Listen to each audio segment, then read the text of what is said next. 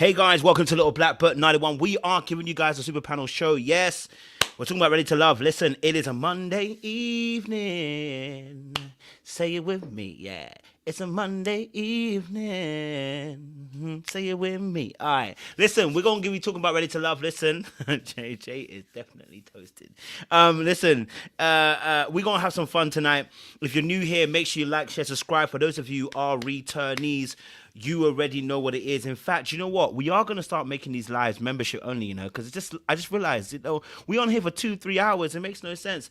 I like to keep it family. You know what I'm saying to you? We like to keep it family. 2024, I just say more family stuff. So if you know you ain't signed up to the membership, I'm going to give you 10 minutes. Okay, I'm gonna give you 10 minutes before it goes membership only comment section. I know. It's £1, it's $1, and I'm so sorry. It won't kill you, and your cup of coffee will still be coming at the end of the day. I'm promising you. But we are gonna go membership only in about 10 minutes on this live. But we're talking to you guys about Ready to Love. And let me tell you this now. Listen, it's about time, to have some fun. It's about time to, have just enjoyment. You know what I'm saying? To just have a little bit of enjoyment and just be able to talk about our favorite TV show. Now, Ready to Love has got some competition because Love is Blind is becoming strong. But today's episode of Ready to Love, I actually kind of liked it. There was a lot of stuff that was actually happening. I can't lie to you that there was a couple conversations that were pretty happening. Oh, wait, hold on. My bicep looking good, baby. Ooh, baby. Listen, I'm coming back. I told y'all. Listen, don't play with me. The fasting and praying is working. Okay? But listen, it was a really good episode. We got to see a lot of the people come through. I will say, obviously, as every season, as it always is, there's always forced couples that happen that you just looking at, you're like, I don't know why you there. Like, why you there? You know what I'm saying? Like, why you there? Like Mika and the Luron situation. Why you there? You know he's a playboy. He's always been a playboy. Ain't stopped being a playboy. Why you there? Okay? All right? That didn't make sense to me. But anyway, that's another story. But yes, Luron not being happy about Alexis and wanting to have an issue with Alexis. I understand it. I kind of got it. But he was going real hard. I don't know what was going on with that. That was, that was some way. Maya and William, can't admit, Maya and William, I love them. Shout out to Lexi as well. Thank you for that. Lexi joined us. I'll put your thing up in a second. Maya and William, obviously, I love to see them. I love to see them growing now, and kind of increasing. I just never thought it would actually happen. I can't lie to you, Maya William. I just never saw it coming, but I can see she's dated men his age, I think, as well. So, I'm saying, I don't know. Rashina, obviously, and Justin and Mika. Really love. Listen, Rashina, I kind of like her. She's low key, but she just, she hasn't found her person because she doesn't want no kids. So it's kind of a bit tough for her. The Justin, Mika, Rashina situation. I need Justin to get it together because he wants kids. So I need him to stop this nonsense that's going on there. Chaz and Alexis, I don't know. Chaz is a bit odd for me. If Chaz in the chat, shout out to Chaz, but it's a little bit odd for me. Is it just me? Am I feeling a little bit like Chaz a little bit odd? Is it me? The way he was behaving, I don't know. It was just a little bit odd. I don't know. It's just, you know what I mean? It's just a little bit, you know what I'm saying to you? So I was just a little bit, I wasn't sure about that. Alonzo and Patrice. I love Alonzo and Patrice. I can't lie to you. I really like them, Alonzo and Patrice just are giving me energy that's correct. I cannot lie to you. Alonzo and Patrice are giving me energy that's correct. They're telling me that, you know what? This is making sense. So, I don't know. Alonzo and Patrice, I'm kind of feeling them a little bit. Oh, my camera went off. Hold on. Look at my camera going off. Oh, damn. I'm breaking everything. My camera just went off. I forgot that I need to put it on charge. I apologize, guys. I'll be back in a second. But, yeah. Alonzo and Patrice, that was a bit odd. I wasn't sure what was going on. I don't know. I like them actually. Sorry, because she brought out the letter and everything like that as well. And she was like, "Oh, I remember to bring the letter out." Sorry, my camera's going to change for a second or two, guys. You're going to be at the bottom of me. Sorry, apologies. You're going to see some chest here. So it is what it is. And then obviously William and Patrice, that was working too. Do you know what? Patrice is just a star of the show. Can we be honest? Okay, can we just be honest? Patrice is the star of the show. Can we be honest? Because I feel like she just fits like a glove, to so many people. I don't know. Just me. I don't know. I feel like I like Patrice. I think she's down to earth, and I think, she brings correct energy and balance to the tables. And whoever she's with, she just seems to have the right kind of words. And I don't feel like she's just talking to kind of sweeten and button people up. I don't feel like that. Apart from the flowers part, that was a bit, she knew what she was doing there. But other than that, I feel like she's a pretty genuine person, the way that she goes about her business. So I'm not mad at her. You know what I mean? I'm not mad at her. I'm actually kind of enjoying her energy as well. Dominique and Vanessa, never saw it coming because we never saw it all season. I don't know why they waited till the end of the season. This is the problem I have with Ready to Love. You guys want to do storyline. It's got to make sense. Well, then why don't you do this from the beginning? Because I don't get what's going on. Where's Vanessa and Dominique coming from? Huh? Yeah? Yeah? So for me personally, again, that's another situation. Luron, Maya, and Mika had a conversation too. That was odd for me with the Mika because I didn't think Mika was ever interested in that situation. But I will say that obviously with Mika, she's got a tough exterior. I mean, it's not the toughest, but it's just that she is very boom, boom, boom. And it can be a turn off for a lot of people. Even at the very end, when Chaz was trying to hold her hands, trying to do the kumbaya, my lord, kumbaya, oh Lord, let me hold your hands, baby, your guard is up, drop it down. Baby, your guard is up, drop it down. She still wasn't going to drop it down, okay? She said, listen, I am what I am, okay? All right? I am what I am. She said that's what it is, and it's gonna be like that, and it's gonna stay like that. I was like, yo, okay, well, it is what it is, It is what it is. She ain't gonna stay what it is. And that was pretty much the end of the show. That was pretty much the show. So, yeah. So I can't lie to you. I was pleasantly surprised, and I said, oh, cool. I'm liking it. Okay, cool. So let me get my camera back on because I think I forgot that I had to charge and my earphone just popped out. So give me a second, guys. My camera back on. We're gonna get this worked. Here we go. There we go. Okay, camera's gonna be back on. Let me put my headphones back in. Alrighty. Oh no, what's going on around here? Kumbaya, my lord. Kumbaya, oh lord. Kumbaya. I think I need to take some background stuff and there's too many things going on in my background. All right, cool. All right, listen, let's get a little intro going and then we'll get the people on the stage. I see Jay's ready and stuff, so let me get my little intro going as well. As I said, in about 10 minutes, I'll give you an extra 10 minutes. It is going to go to a members only chat as well. So, baby, if you haven't got the membership in here, you ain't gonna be allowed to type in there. I know some of you are probably saying, "Come on, coach, keep it open." Yeah. I hear you. Listen, it's a business now. Okay, all right. Taxman's collecting all his money from me. Okay. So I gotta collect something from someone else. It's a tough world out there. Okay, all right. It's a tough world cookie out here. But let's get into this particular conversation as well. Fumi said members only with a face. I know, baby. Okay, I know. It's so sad, but you gonna be okay. You gonna be all right. Okay, you gonna be all right. In fact, let me just welcome my new members because I think it's good practice to do so. Because you know me, I just wait till the very end. Oh, we got 3. Fantastic. Listen, when my new members come through, what song I gotta play? I gotta play this one.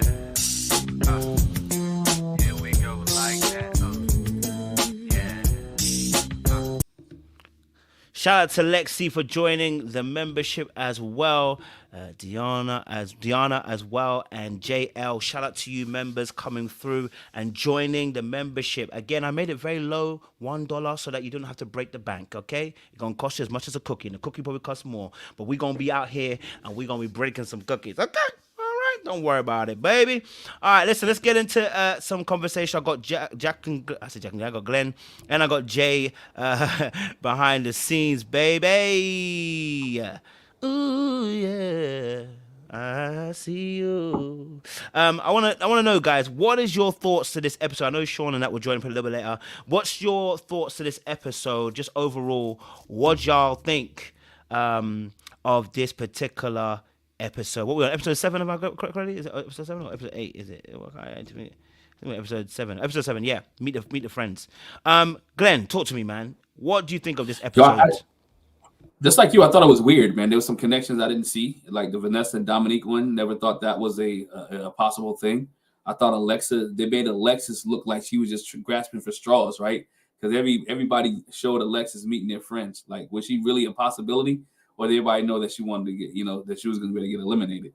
I thought Luron was doing a little too much towards the end, wanting to get her out. I mean, like it's one thing when you have a plan. It's one thing that you want to get rid of somebody, but when you start talking about saying her name 5 times while you're in the elimination room, it's just too much to me, right? I know he had an issue with him and Will, which we never saw, but I thought, some of the relationships and some of the connections I thought was genuine. Like, who would have thought Maya really liked William, right? We talked about that. We thought Maya and William really was a thing, but it was good to see. It was good to see. So I thought things are starting to play out and shape up a little bit here, and I'm here for it. I thought it was good. Love that. Jay, talk to me. I've been drinking. I haven't, no, just like, but not for. I'm sorry. I'll be goofy tonight. I'm sorry. But no, my gripe is with production. I'm sorry. My gripe is more with production because, listen, Vanessa and Dom, that's the possibility that we could have been having, but why we ain't see it. Matter of fact, why we haven't seen Dom all season long. Like, I didn't even know who it was. I forgot he was still a part of this cast. I'm with now I sound like you, Coach. I'm with Glenn on this. It's just a lot that was going on that we didn't get to see. Some connections that made sense that we should have been watching, some that don't make sense, some that should have been done.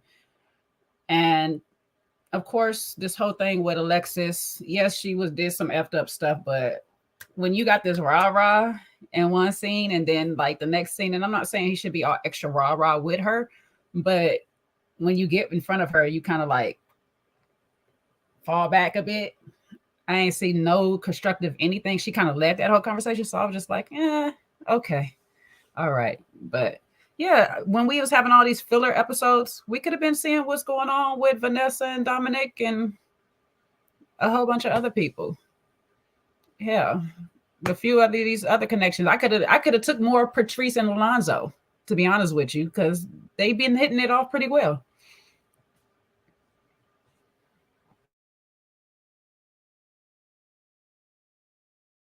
Oh, your internal lies. I definitely hear you. Definitely. Let's get straight into this then. Because let's talk about Luron's on 10 behavior. I like Luron. He's a funny guy, but he was on 10. Okay. And he was obviously wanting Alexis out. What's your thoughts of that behavior? Luron kind of really being intent on trying to get Alexis out on the show. How did you see that, Glenn? I thought it was weird, man, because he's doing it based off the premise they got Koshia out, right?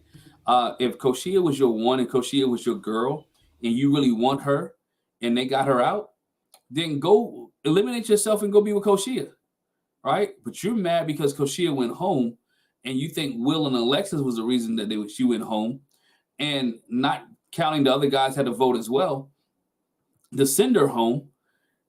But you try to have a relationship with Maya and what's the other girl's name? Mika. But you really mad at Alexis all over Koshia. So which one is it? Who do you like? He's playing games. And for you to just keep going, for him to just keep going off, it showed immaturity. I think we mentioned that before. It showed his immaturity, his young age, that he should have just been like, okay, I don't like Alexis. I'm voting for Alexis, and be quiet. All the extra stuff, all the stuff that extra that he shared, most guys don't do that. Hey, okay, Alexis my one. Alexis who I don't like. We got to try to get rid of her. Alexis. But for the rest of that stuff, nah. It's to me, it was too much for the lounge. It was too much for the show. Even when he eliminated her, he kind of changed up a little bit. He was more nicer because he was showing had a different type of energy when he was in the lounge from the energy he showed when he was with her. It should have been, if you was on that rah-rah, should have kept being rah-rah when you was with her instead of being so nice to eliminate her in a good way. And so he eliminated her. And then at the end, you gave her a hug like y'all was real cool, but you wanted to eliminate her. You was the main reason she got eliminated. So like, which way is it, right? He wanted, you still want to be the good guy at the end of the day, but you're the one who cut off the head of the snake, as he said. We saw different sides of Luron.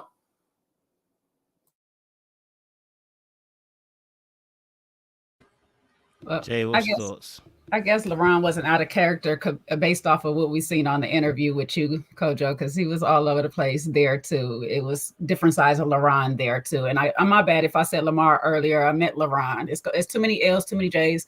I get confusion, okay? But at the end of the day, some of the gripe he had with her was not really expressed.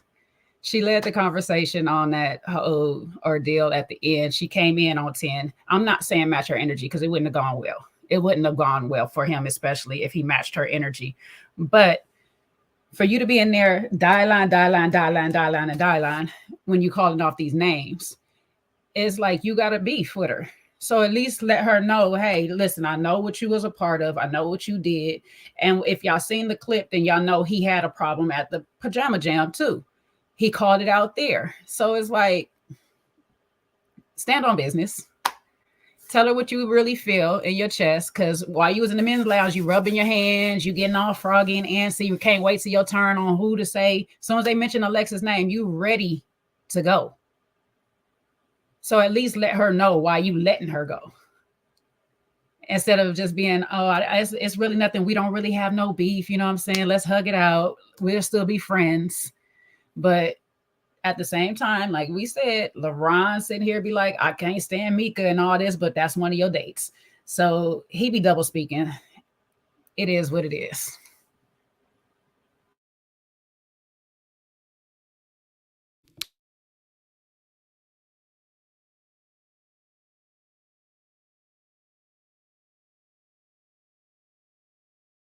I think you're muted, Kojo, unless it's You on me. mute. Oh, sorry. Yeah, sorry, Mary. Sorry. I was going to say, Siwe, what's your thoughts on? Love the hair, by the way, as well, ladies.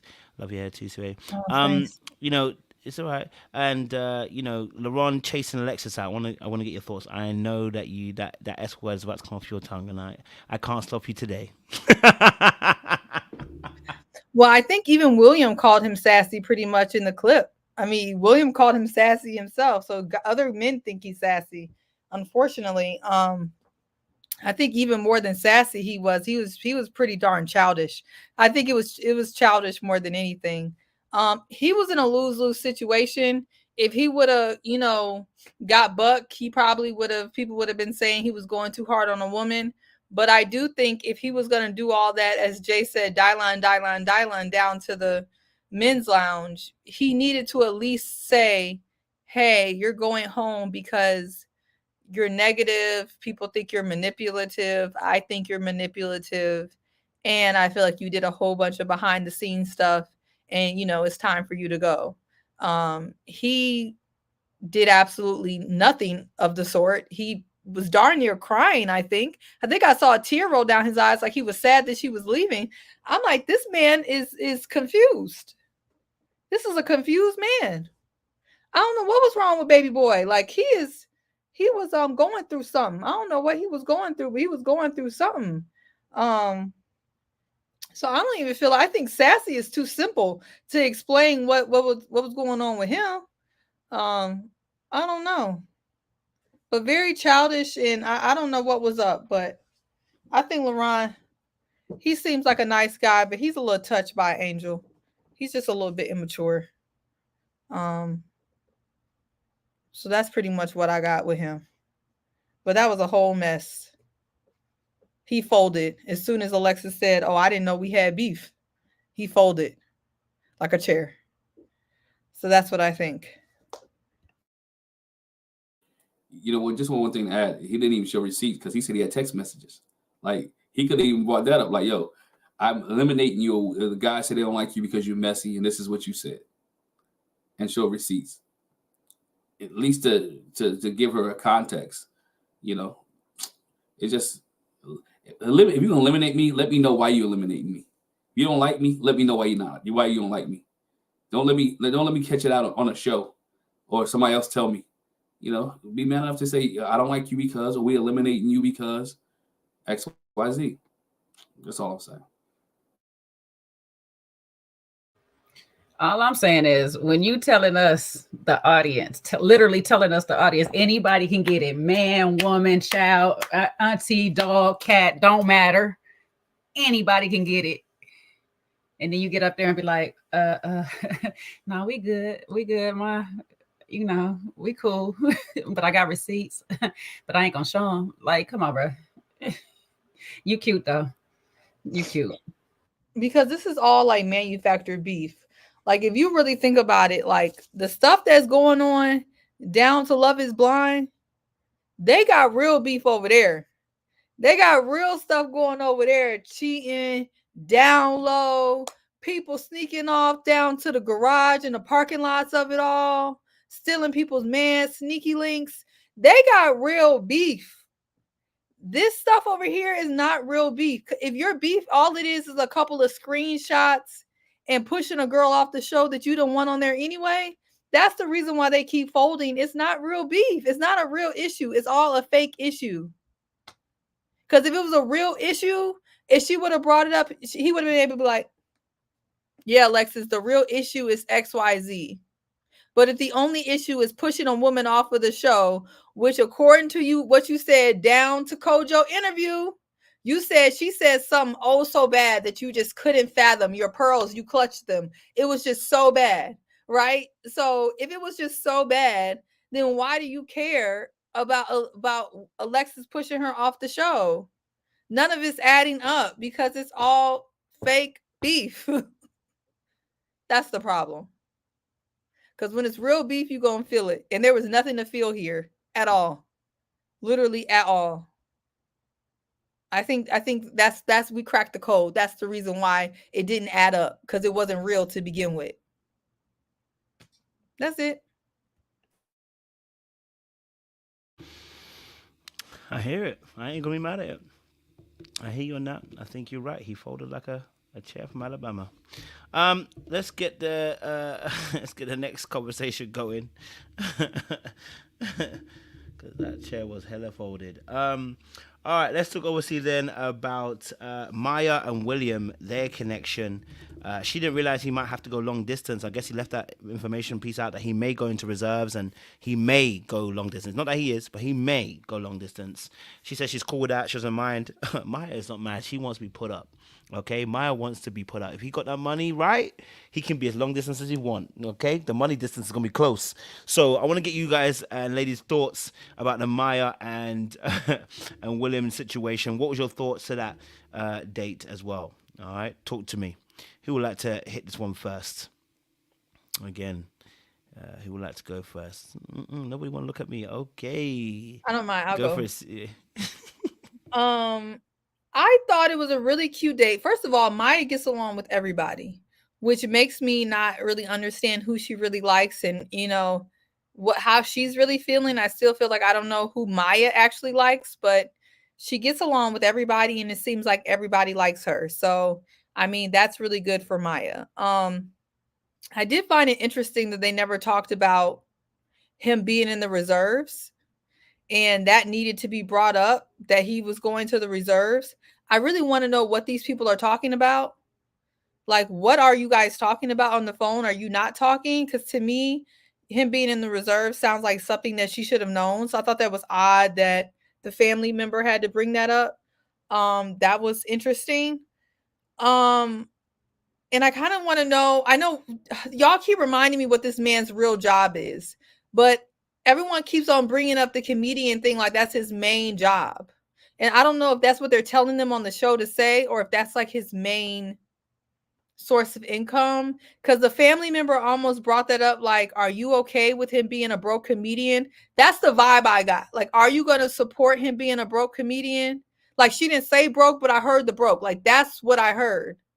Because it's like, why do you keep asking, are you okay with him being a comedian? You wouldn't say, like, are you okay with this person being a doctor or a mechanic?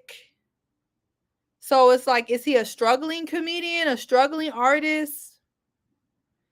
I want to know why people keep bringing that up like it's a negative. Like, because I wouldn't have a problem with if my man had a real job, but he was down there to Zanies doing stand-up or down, I don't know what y'all got outside of Chicago, but here we got Zanies, we got different stuff. Like, that wouldn't be a problem if that wasn't his main source of income. But if that's his only job down there to the comedy club, then yeah, maybe that's a different situation, because you got to figure out if you want to support that or not. So yeah, I thought that was interesting. And then the whole kids, bringing up, do he really want more kids after Maya left? He said he wants more kids.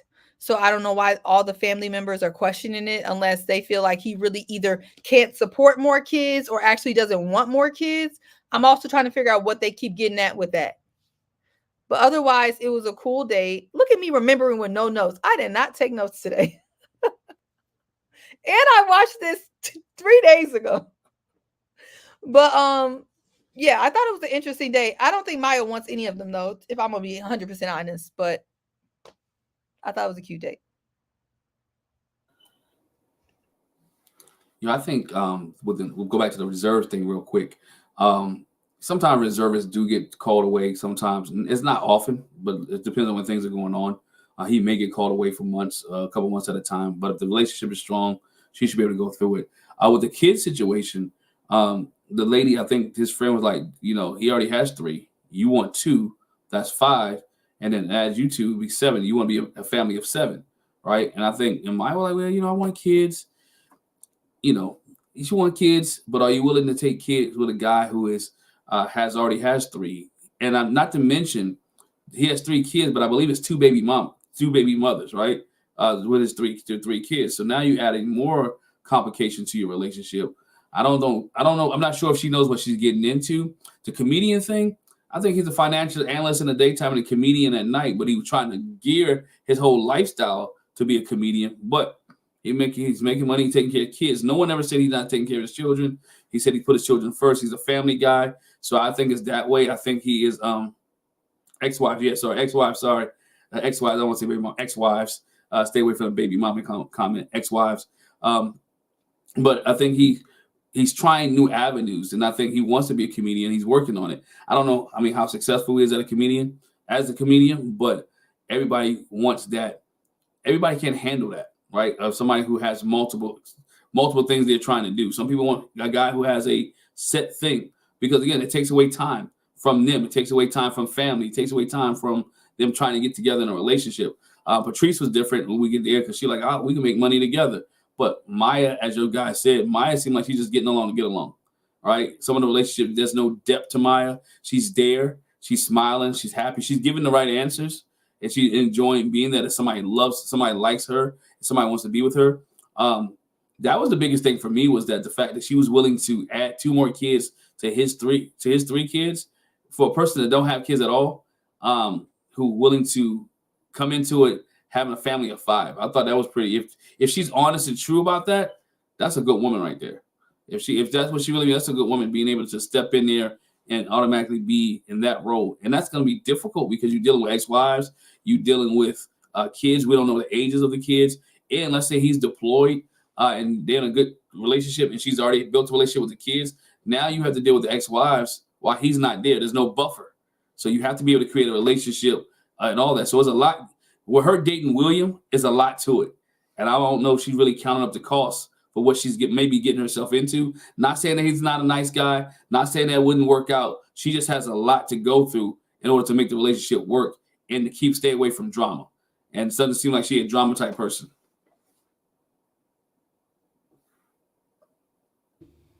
Go for it, Jay. Yeah, I don't know what more I could say after these 2 done went through it all and stuff. But yeah, I agree with you both. It was just a lot of unsaid conversation, it seemed, for people that say they be talking on the phone all the time. I don't know how you missed the reserve thing. And I get it. I don't know what other job. I think he did software or something outside of that. But I do know from this, if you are transitioning into a new profession, into a new field, it does take a lot of time and dedication. And that's probably why they do keep asking, are you okay with that? Because he's not only got time for 3 other kids, he's now going to have to split that with time on making this new endeavor happen. And so he's going to have to be putting in the work, the dedication. And on top of it, as being a comedian, you're going to have to travel. Just like you're going to have to be going for the reserves. You're going to have to be traveling to these little spots here and there everywhere outside of your city, your town, your state sometimes. So are you going to be okay with him being on the road? That's what I think they're actually asking in a roundabout way, knowing that it's going to be him working and everything else. Oh, new memberships. Hi, Luron. But yeah, I think that's really what the conversation is going towards, more so than anything else, than just, he's a struggling artist. Are you going to be able to deal with the fact that he might not have these funds? It's not always people are struggling when they transition. It's just that sometimes it's more of the time frame, the dedication that they're going to have to put in. All that extra work might not be favorable for a new relationship, so to speak.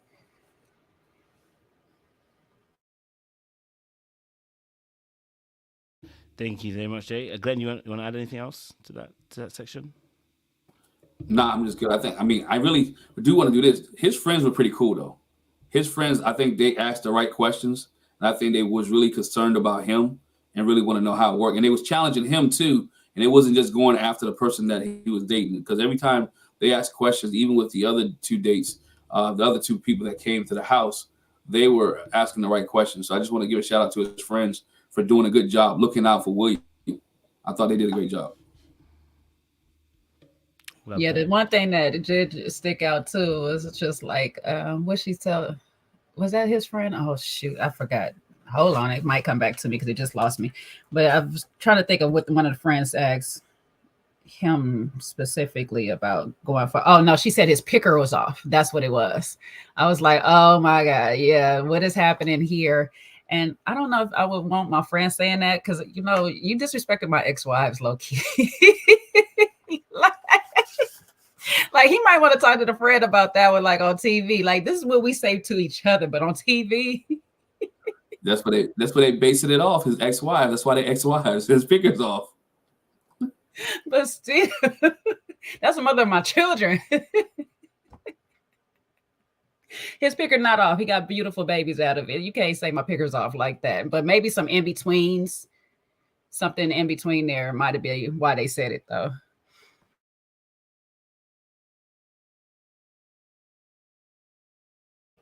Hi, Sean. Fix your face, baby. Hi. Hey, boo. Oh, what's wrong with my face, baby girl? You know I love your hair like this. Your beard is bearding. How you doing? Oh, is it? It's about to be cut off. Y'all just wait. Oh. I can't tell you nothing, Glenn. Yours is bearding, but your wife got to tell you that. I can't tell you. Jay is on a good one tonight, boy. I love it. Don't worry, mine's about to get cut off too. So when next time you see me, you may not have it. So it's all good. Damn. These beards, I'm gonna keep mine. Sorry. Sure. Welcome to the conversation. What's going on here? Yeah, we're just about Maya and William's connection. Want to get your thoughts on that connection that's going on. Yeah, I love me some Maya. I love her smile. But I don't see it for her and William. No, it's gonna be a nice. I think we know what this show is about. People have to have connections and in order to stay on the show. But I don't see this as one that's going to be lasting because when them kids get to come in and call him and all that other stuff she might don't want all that, I don't think she wants all of that. I think William's still a nice guy. And by the look on his face, I don't think William told Maya about that National Guard. Could have been on purpose because he didn't want to scare her away too much. So he might have just selectively left that out of the conversation. Because the way they both looked like it was the first time they were hearing that together, that kind of told me that, he might have left that part off with Maya. Like, hey, I don't want to give you too many things at once. I'm gonna just give you a little bit at a time.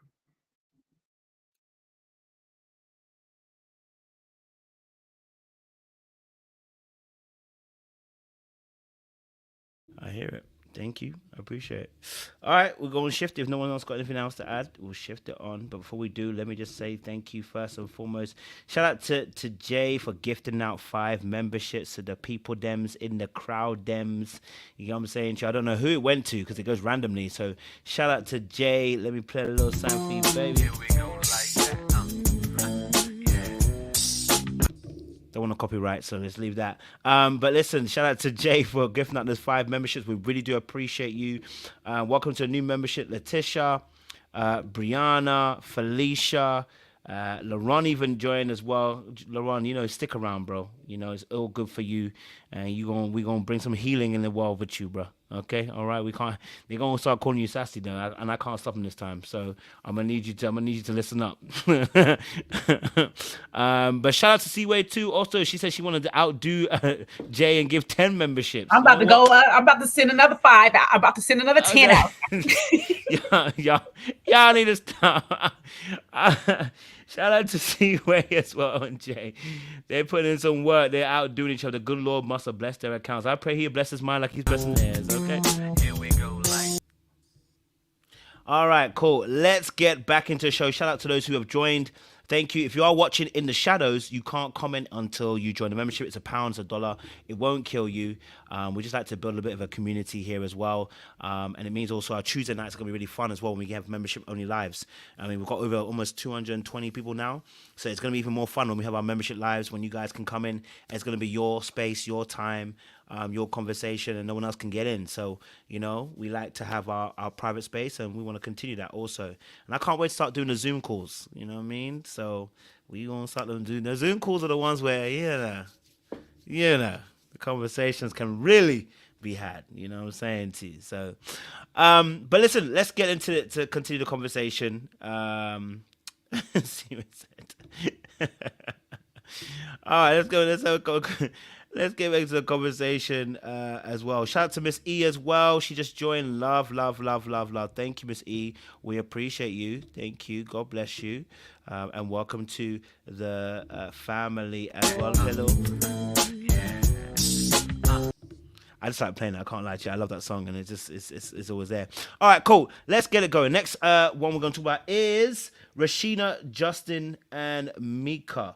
Well, I can't lie to you. I was surprised by Mika, but I guess obviously because she wanted to stay on the show, maybe, or because also as well he said he didn't want kids, so I guess that's how it works.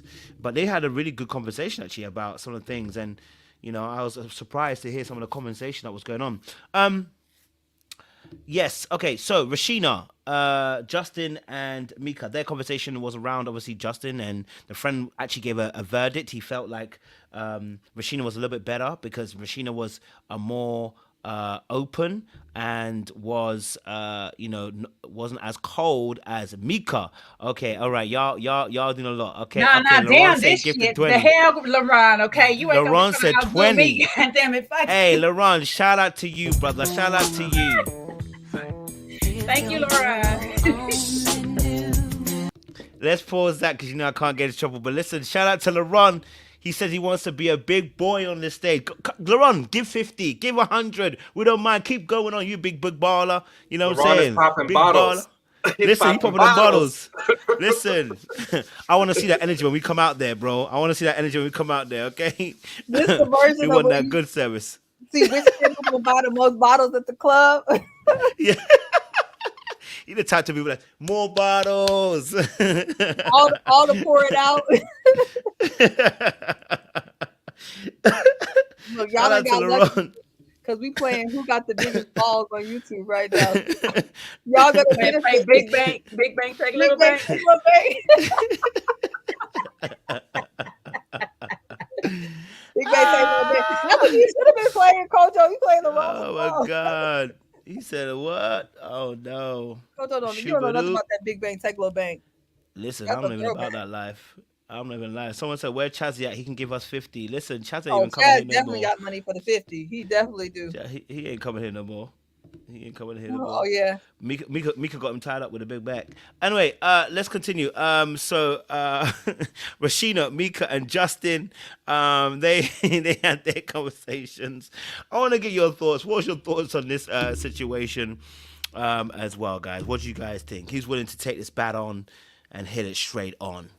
That sounds wrong, but hey, go for it, Jay. It was kind of telling that at first he sat in the middle, but then eased his way over to Mika. And I was like, dang, Rashina, this is just kind of leave you all the way out cold. But I'm still kind of confused on why this man that want kids is entertaining these two ladies that clearly don't want anymore. Cause you want some of your own, so stop playing in our face, bro. And I got one quick question. Who house is this? Because a friend has missed the assignment. The friend came in like, oh, nice house, bro. Like, so your friend ain't never been there. Is this the friend's house? Is it the friend's house? I need somebody to answer this question for me. Whose house is this? Because a friend definitely dropped the assignment on that part. But the friend did ask some good questions coming up later on. So I was like, somebody didn't get the memo. He didn't tell him something, or that's the friend's house and we're entertaining, or we roommates. We might be roommates. I really don't know. No knocking it, do your thing. But when he sat there and said, I'm trying to see if these ladies is trying to be a girlfriend or a cut buddy, I was like, say what now? They cut buddies. They cut buddies because you want kids. You want kids. So you know what they are already. Stop playing in our face right now, sir. I cannot take Justin serious anymore. It was fun at first when he was coming in. He was giving the man a little challenge. But now I'm just like, you just trying to stay on the show. And to be honest, I feel like he should be the next to go because he kind of wasting everybody's time. And ain't nobody really there for him.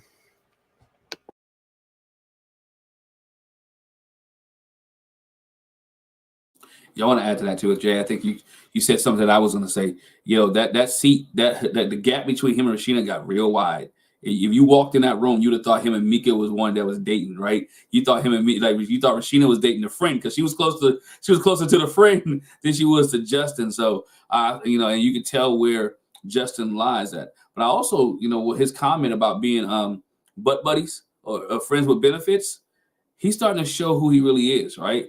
He wasn't that way a couple of weeks ago. He wasn't that way when he first came on the show. He's getting comfortable, and when you get comfortable, you start to let down your hair, and people start to realize who you are. He's not really for a serious relationship. He's there for some sexual relations. He's not there. Again, he doesn't want kids. I mean, he does want kids. He does want kids. Mika doesn't want any more kids. Rashina doesn't want to make any more kids. He has no other connection. So right now, he's playing the game. He's playing the game so he can stick around, being nice so he can stay around. And same thing, him and Mika both playing games because Mika knows she's on a chopping block. I think she's been in the last 3 or 4 eliminations. She's been there with somebody else. So she's trying to create connections as well. And they're both playing a game, see who can stay the longest. But there's no real connection there. The friend, like I said, questions were great questions to ask. But there's no substance there. Rashina just seemed, as a matter of fact, in both of Rashina's dates, she seemed like she was a third wheel. Like she seemed like she wasn't involved in none of the dates that was there. She just happened to be along to get along. She could have been one of the friends asking questions instead of being on a date with these guys, getting to know their friends. So it's not real. I think it is something that is artificial and Justin's playing the game. I want to know why, like in the comments, why do you guys feel like people ain't vibing with Rashina? I feel like I have some ideas, but I really want to know what you guys think. Because I was very interested to see that she was like the third wheel on all of her dates. I personally feel like, I don't want to lead the witness here. I do want to hear what y'all think. But she almost seems a little bit more mature than some of her dates. She seems a little, her and Justin just don't seem like they're at this. Rashina's the one with the blonde, who got that blonde hair. It just seemed like her and Justin just aren't at the same stage in life. And although both Mika and Rashina kind of have the same life events that's happened to them, Mika just gives younger energy. Yeah, I agree with Kermi. Sorry if I said it wrong. Kermi. Yeah, she just, when I see her and Justin together, it does give like auntie nephew. Like something just don't flow. And I agree 100% with Glenn. I think both Mika and Justin are buying their time right now. And I 100%, when I heard him say something about the cut buddies, the friends with benefits, I was like, okay, Justin, the real you is coming out, because you came on here like a good guy, like a nice guy.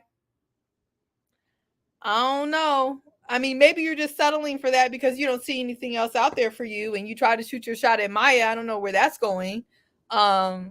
But yeah, I think Rashina need like I picture Rashina like with a big man, like a big old man that's like 6 foot, bald head, particular age. That's what I see her with. You picture her with Sean? I picture dark skin. I picture tall, dark skin, beard. So Oh wow. Sean-ish esque. Particular age, some loafers too. I do picture loafers. Like I picture all of that. I don't picture these men on this show. Right, Sean? That look though, the look Sean giving though, that's the look. That's what I picture. Why Sean? Why he ain't even saying nothing?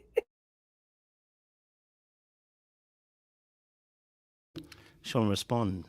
Don't be silent, brother. Oh, what? I'm supposed to respond to that?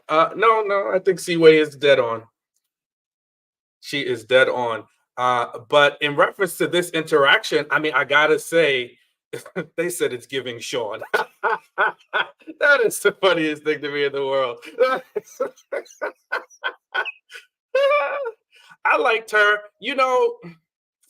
Yeah, I mean, I like Rashina. I'm not gonna really say anything negative. Because I don't really have much negative to say in reference to her. But I guess it's just a feeling. It's a feeling.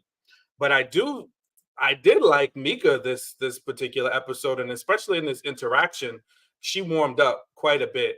And I like to see that side of her. She was very flirtatious with Justin.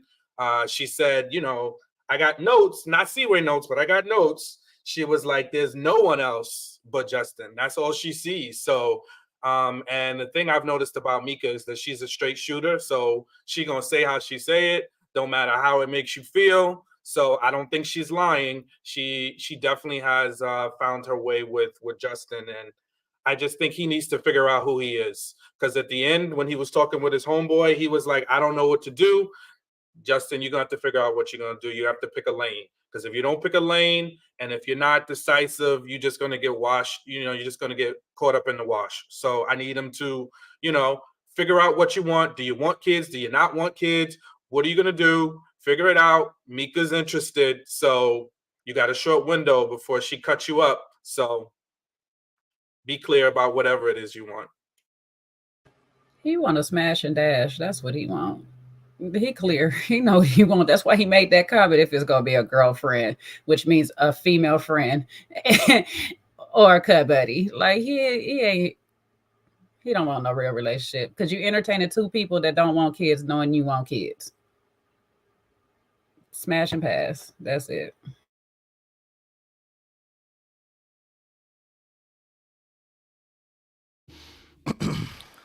I'm gonna say less because when I do my reviews tomorrow, it will come out. All right, cool. Any more?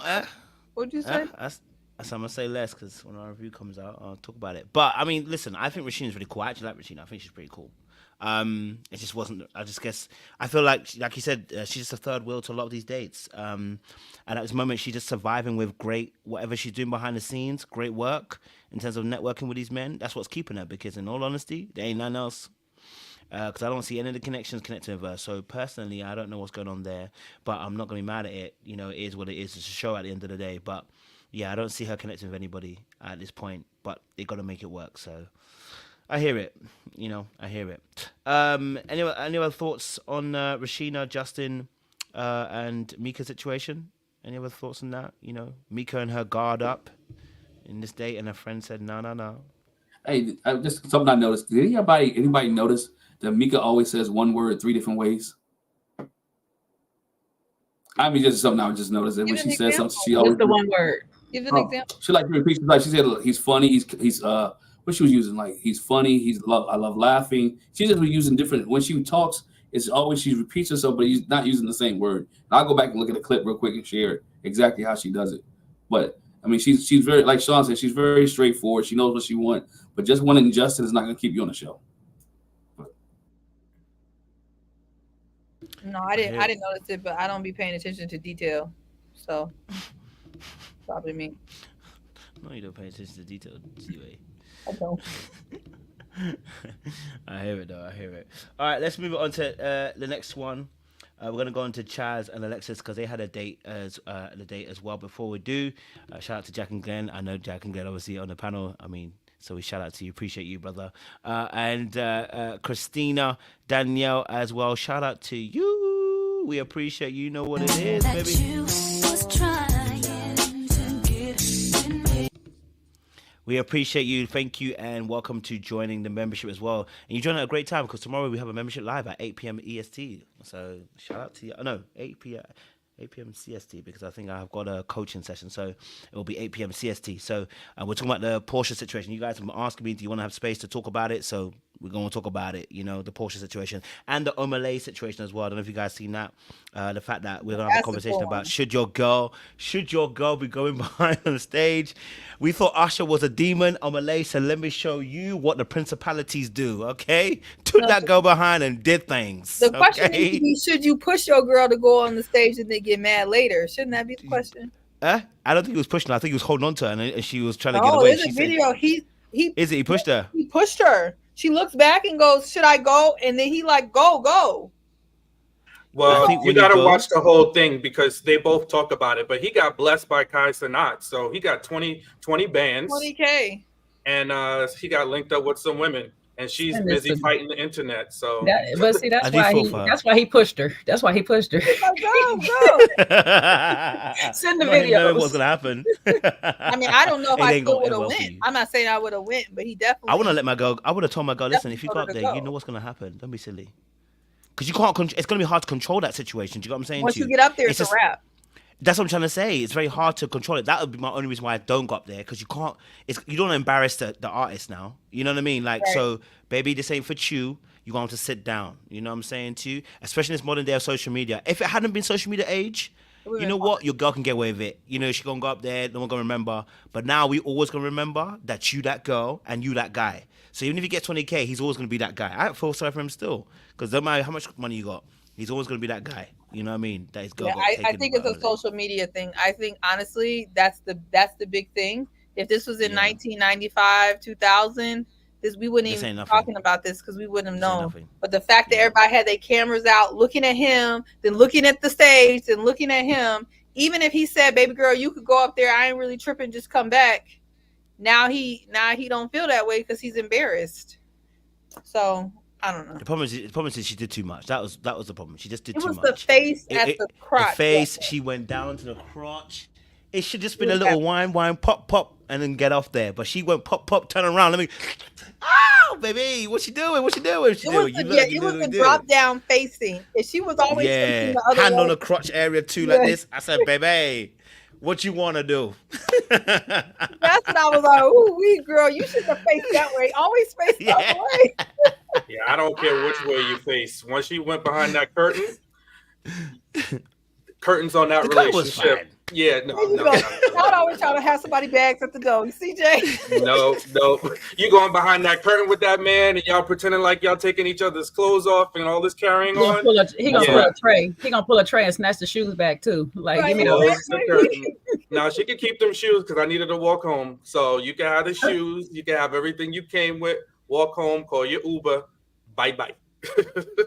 That's way too much. Not after you pushed her on stage.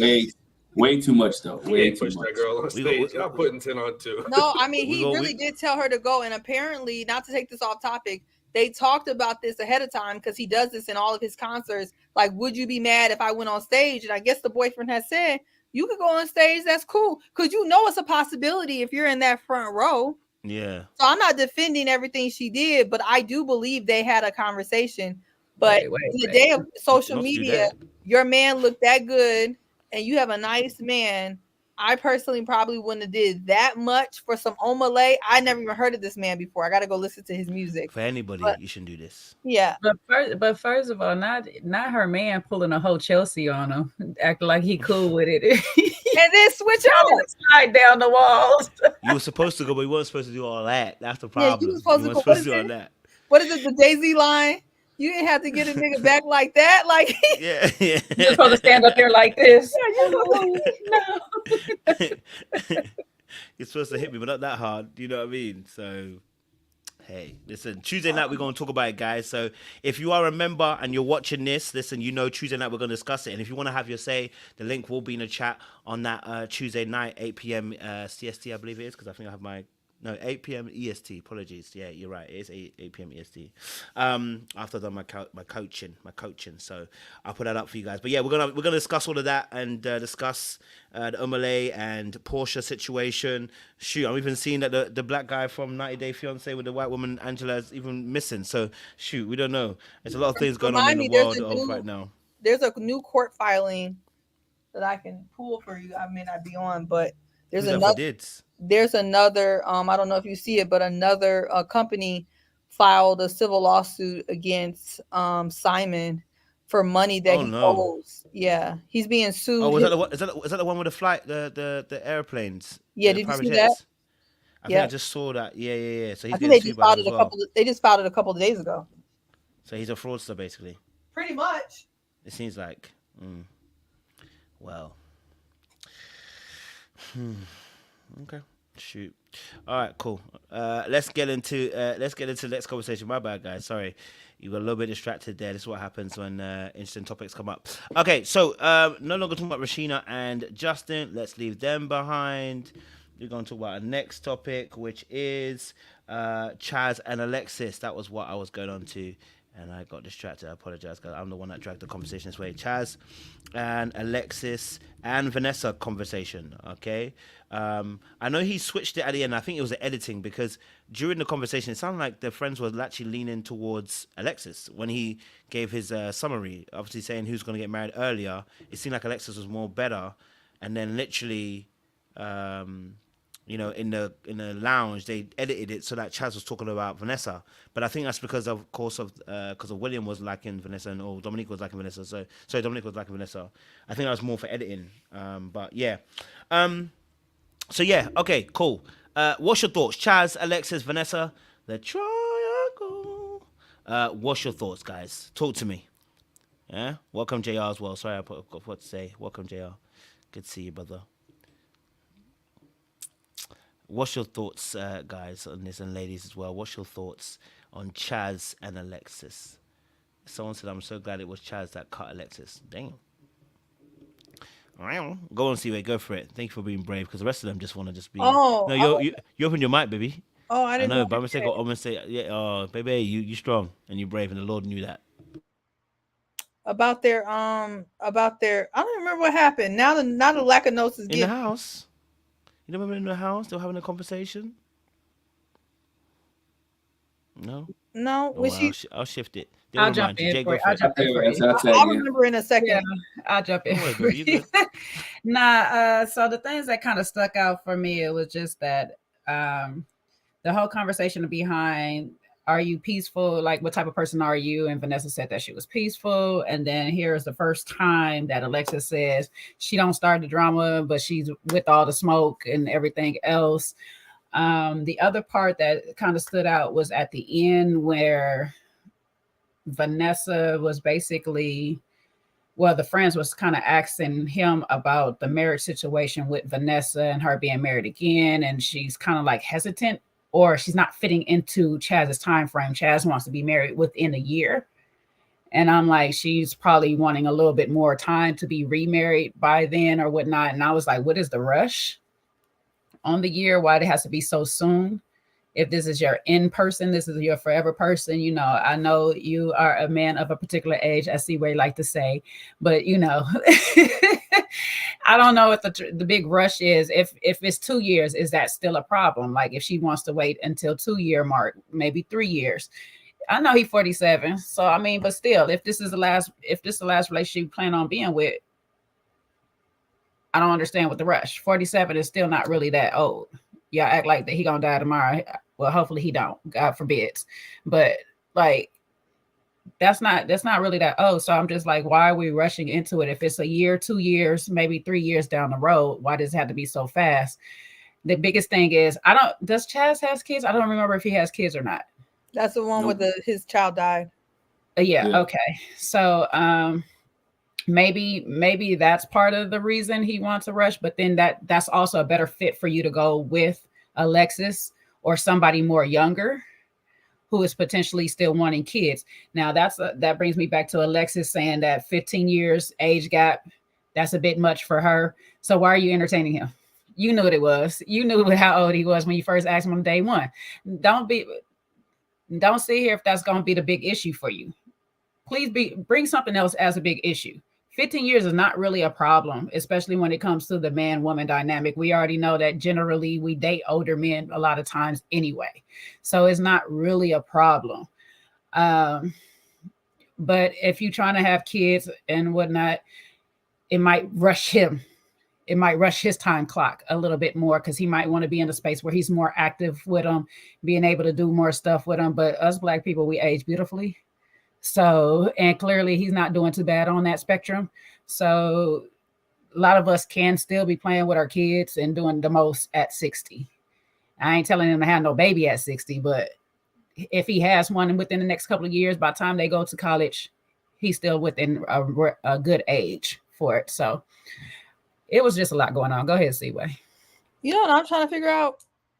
What is Mr. Sampson and Chaz eating and drink? What is their routine? What is their what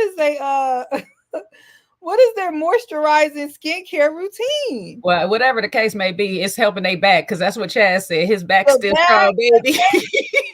The back is still strong. Between Mr. Sampson and Chaz, I don't know what it is, but they are very youthful looking and acting. I got to get, because there's some people who are 30 going on 65, and they is really aging backwards.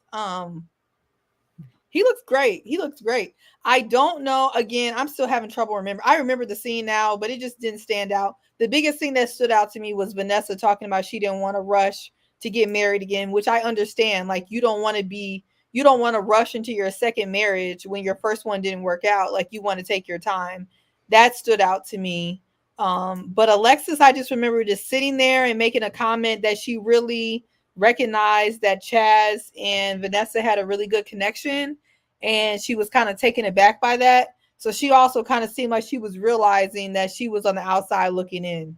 And after that, I really didn't, remember too much. But I agree, the age difference with a man who acts like Chaz is probably not that big of a deal, especially if he doesn't have kids. I think that kind of brings him down a couple of age groups. But Felicia Cooper answered your question.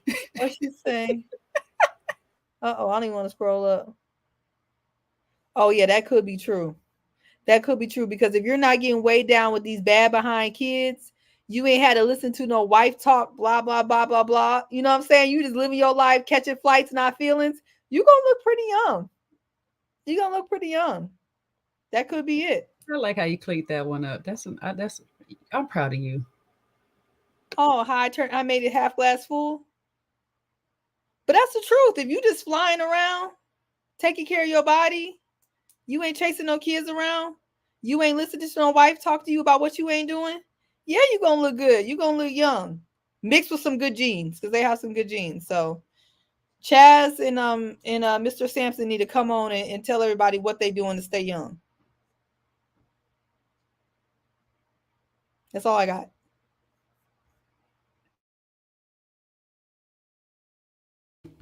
Not Eric said he don't look that young to me.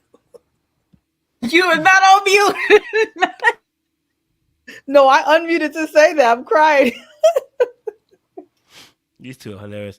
JR, jump in before these women get us all kicked off. What's your thoughts to Chaz, Alexis, and Vanessa? Yeah, I thought it was kind of crazy how Alexis went from being a top connection for Chaz to, like last week she was kissing, or at least she got that impression. We didn't see none of that. There was no like build to even suggest there was that type of connection there. And then subsequently ends up going home. So that's what surprised me. And she doesn't necessarily want to get married, but is open to more kids. That also stood out, because I'm like, well, are you trying to say you want to be the dreaded BM, the baby mama word? Like, is that what you're looking for now? Because you don't want to go for another marriage. And yeah, I think Chaz is smooth. He's got quite a few options. He knows it. He's not ready to narrow down to one, but I think he's connected with the most so far. His driveway, I thought that was telling as well. Whereas Alexis was on the parked out on the street, but Vanessa was able to pull in the driveway, no problem.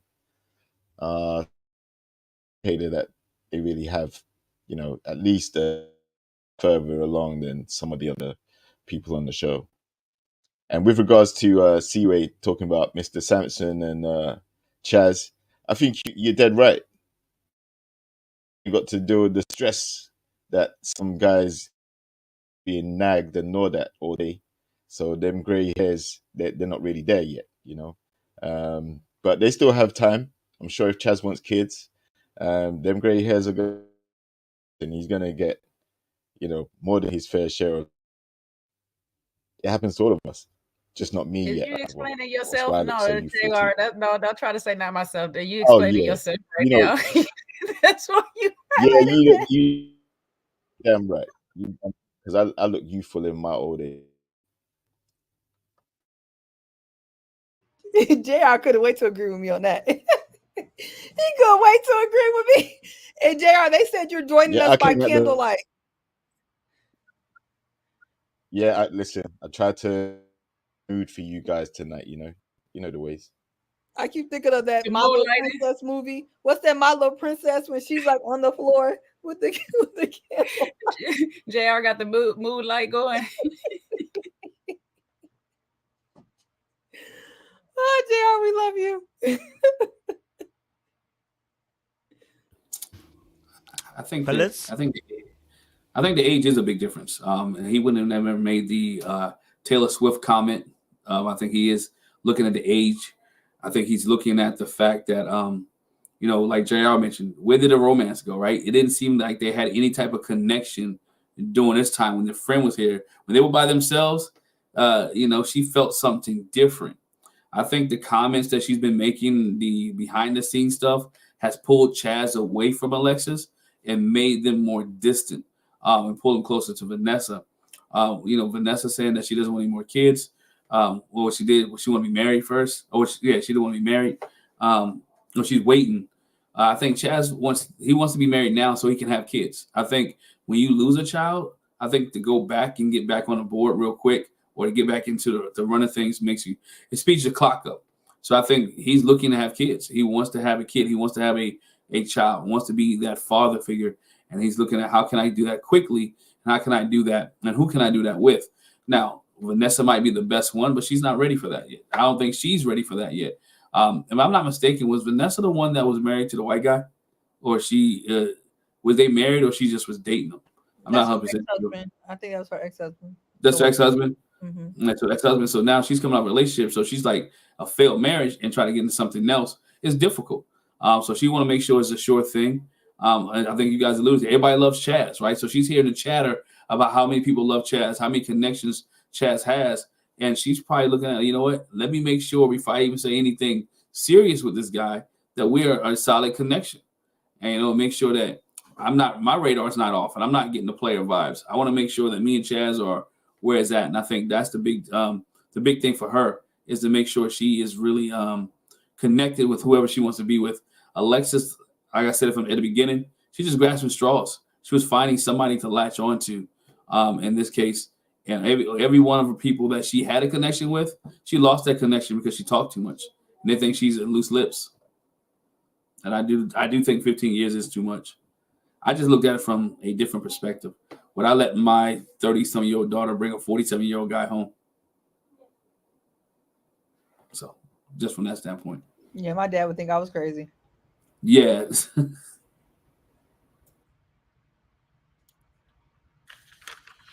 Yeah, the only thing I'll add is that it seemed a little. I mean, I think Vanessa and Chaz have a connection, but they don't align on what they both want. Because I don't know if y'all remember, but a few episodes back, Vanessa was up there telling them, I like a man that's, doesn't need a lot of affirming. And I'm paraphrasing. right? You know, she was just saying she wants to just, have us already out there and not need a whole lot.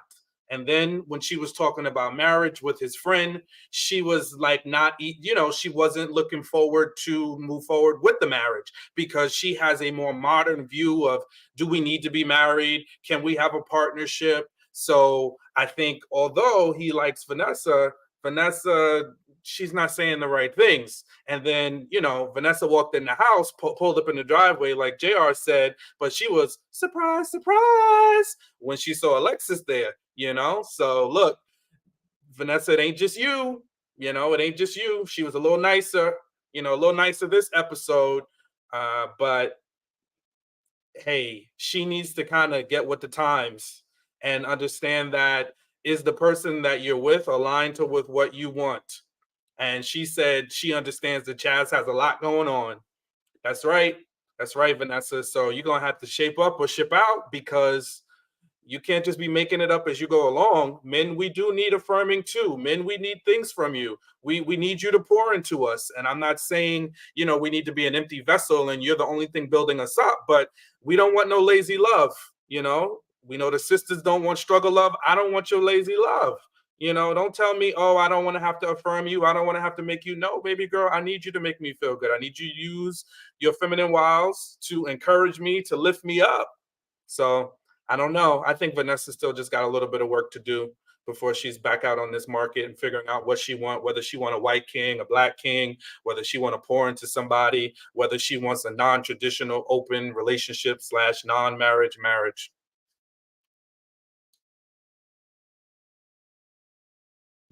That's right, Sean. You tell them. They need to know. We ain't here for that struggle love that y'all giving out to us men. It's about time they know. Anyone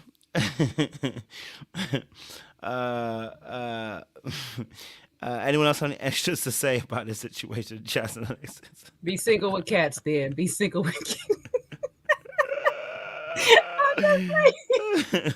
Take the struggle love and sit at home with your cats. Leave me alone. Said, listen, no. We ain't taking that struggle love around here. Us men need that quality love too, okay?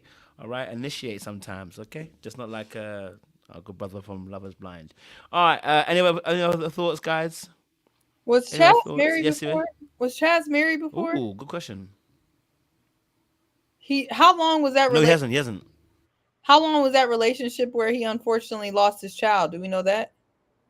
Was that a long But relationship? I thought that was his wife. I thought they was engaged. They were engaged. They was engaged. They hadn't made it down the aisle yet. They was engaged. Okay. Well, that was a long time ago. It was a while ago, but it was a while ago. It was in between 10 years, I believe. Any. Child code says 20 years ago. It's 20? Damn. Shit. Okay. Yeah. I mean, this is no shade to Chaz, but I always tell like my friends who are still looking for people, I'd rather you date younger with either baggage or minimum baggage than a 47-year-old man with hardly his time not accounted for 20 years. To me, that gives like big red flag. It gives that you're really not looking for somebody for real.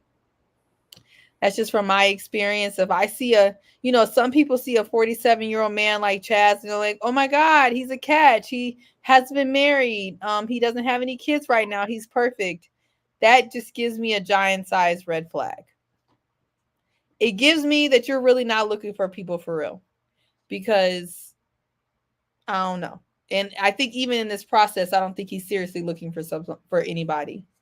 I think we're going to see that coming up, but we haven't seen it yet, but I'm just saying. Yeah, no work history. A 47-year-old man with no work history and his time is not accounted for is a big red flag. You mean relationship history? Right. We being funny. We're calling it work history. You don't mess with Chaz's money, though. Oh, no. I'm not talking about his money.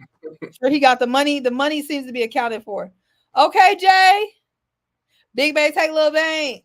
Big bank take little bank. Hold on. I'm going to have to play it because Kojo ain't got it.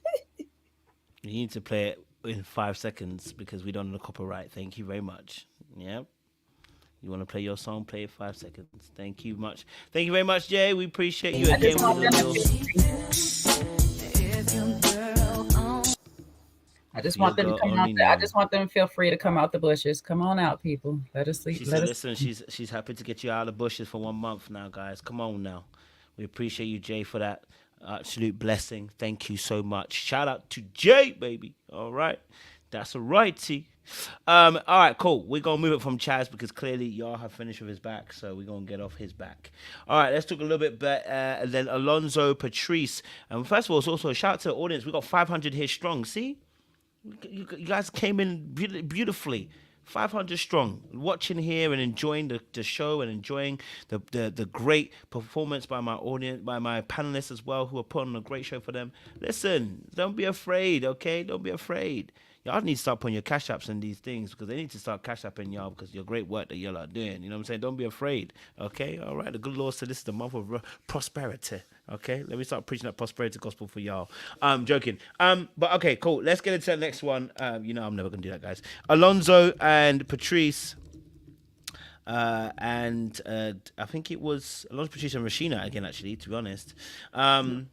And they had their date, which was quite interesting as well, because you know Patrice pulled out the little letter, and was like, you know what, I remember, you know, if your girl only knew, you know. So she pulled out that letter like a little, you know, she pulled that letter like it was a wham. So I want to let everybody know, listen, the romance is coming from this direction. So what's you guys' thoughts on Rashina, Patrice, and Alonzo, their date? How did you see the connection between Alonzo and Patrice? She's got 3 kids. He hasn't got any. You know, she's willing to be open to more kids as well. Rashina just seems like a really down-to-earth, ride or die. And I kind of like that. Can't lie to you. You know what I mean? You know?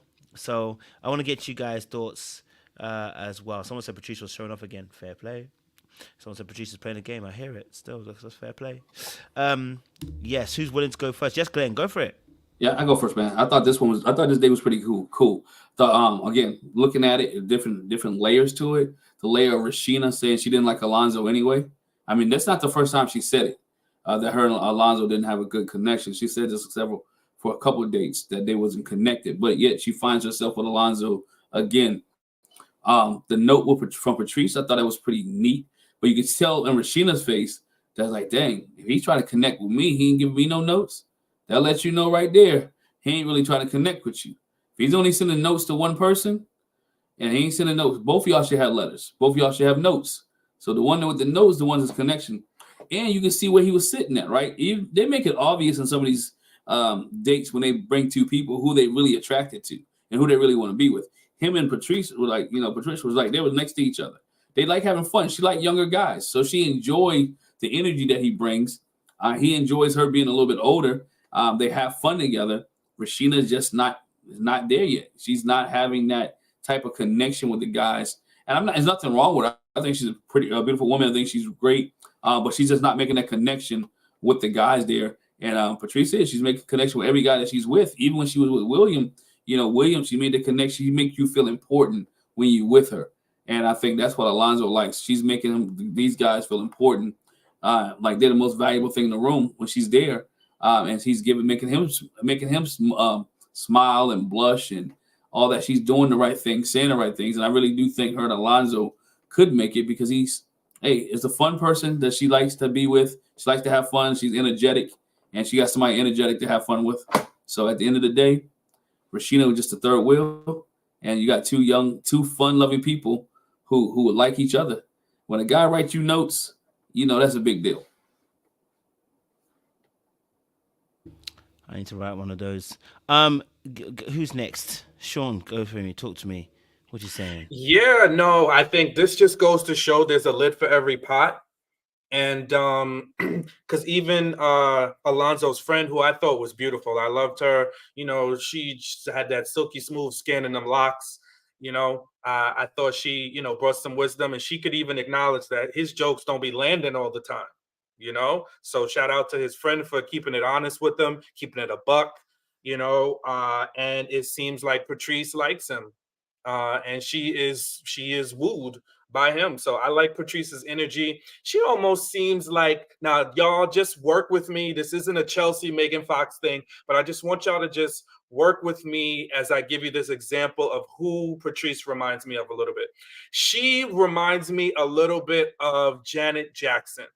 You know, a little bit of Janet Jackson. She has that Janet Jackson voice, a little bit of the Janet Jackson face, and that energy. You know, just a little bit. You know, don't go crazy if y'all don't see it. But I definitely, it's like a softness to her when she talks. It's the lightness to her voice. So I really happen to like Patrice's energy. Her energy is very, very, it's very attractive. Sean, they said you pulling a Megan Fox Chelsea. I said in the beginning, y'all wasn't listening. I know which one. I said it's just not with it.